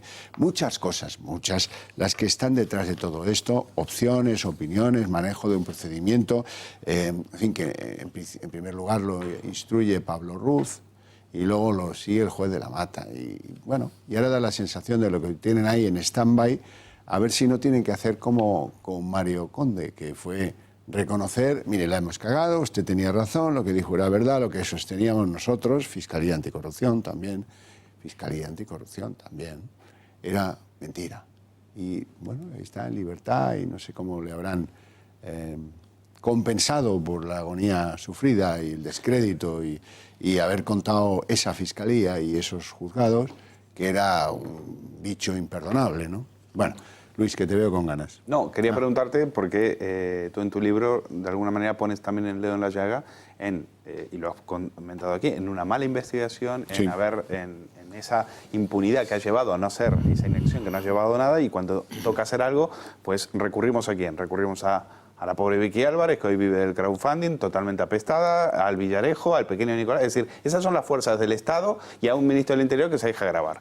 Entonces, lo que digo es, te pregunto sobre qué posibilidades hay, porque el panorama que tú dejas en el aire es bastante sombrío. Bueno, yo, pues, por contestar algunas cosas, si alguien se ha sembrado alguna duda, las rogatorias que están pendientes de ser recibidas, hombre, yo no soy quien para dudar de la conveniencia o no de esas rogatorias, pero en cualquier caso se han pedido muy tarde y la investigación de esto podía estar más que resuelta, porque hay un cambio en la normativa. Los paraísos fiscales desde hace ya algunos años no existen en el mundo y los países entregan información y los bancos entregan la información a los países y esto, en fin, hay que desmontarlo un poco porque es lo cierto, es lo cierto. Lo que pasa es que hay que saber qué buscas y hay que saber dónde encontrarlo. Y la técnica que no ha cambiado nada, antes y después de los Pujol, es la de el testigo de cargo. Encontrar a ese paisano al que le va a caer el peso de la ley y antes de que le caiga dice, sí, es verdad, yo pagaba y lo voy a acreditar. Lo puede demostrar, lo acredita y el fiscal duerme tranquilo, la sociedad duerme tranquila, el país duerme tranquilo porque hemos pillado a un corrupto. Bueno, pues no pasa nada. Lo que genera más turbación que otra cosa es, bueno, pues sí, pero no, pero ya veremos, no, quizás ahora parece que hay una nueva información, parece que hay un nuevo testigo de cargo. El último testigo de cargo que cayó fulminado en este asunto de los Pujol fue uno que contaba, y no precisamente verdades, que estaba imputado en el caso Emperador. Y dijo, oiga, que si yo les cuento lo de los Pujol me sacan. Oiga, pero vamos, es que solo falta mandar a Bob Esponja a hacer este tipo de trabajos. ¿Qué coño de país somos? Como diría Pujol. Joserra. Bueno, yo decía Luis, un ministro que se deja grabar. Si grabas a un ministro, tú date cuenta de todo lo que hay detrás, porque eso no es nada fácil. Pero yo voy a otra cosa, ¿no? El que es el papel que tiene Cataluña en este fin de ciclo, que apuntaba el cambio de régimen, fin de ciclo, porque hemos hablado del margen que tenía el rey.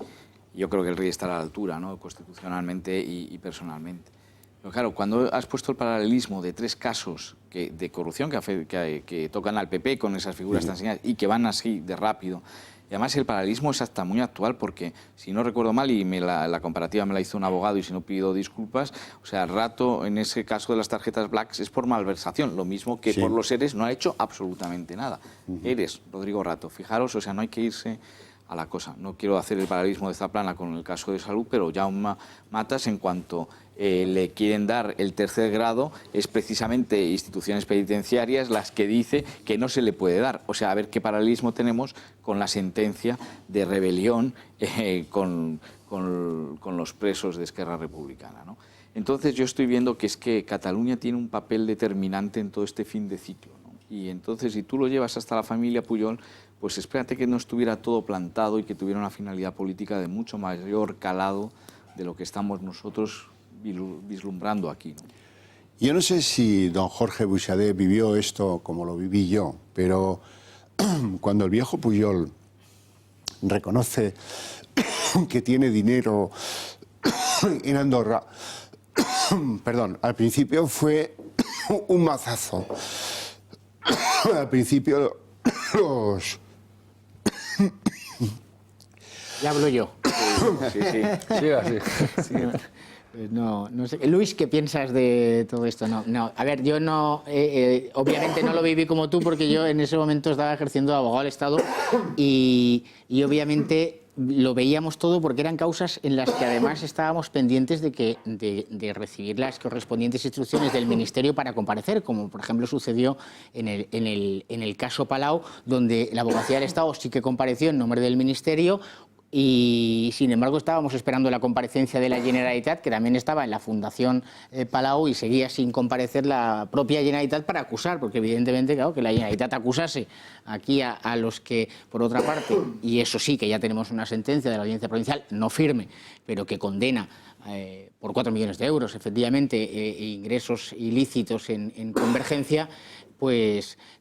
De todas maneras, repito, que es que ese caso, en aquel momento en los medios, en Cataluña, los que vivíamos en Cataluña, era a cuentagotas, 2 o 3 noticias que normalmente eran de medios nacionales, pero repito, la prensa catalana. En ese caso sí, en ese caso efectivamente. Eso es lo que yo quería preguntarte. Yo es que ni recordaba esta entrevista. Y no porque no hubiera rumores o se supiera y tal.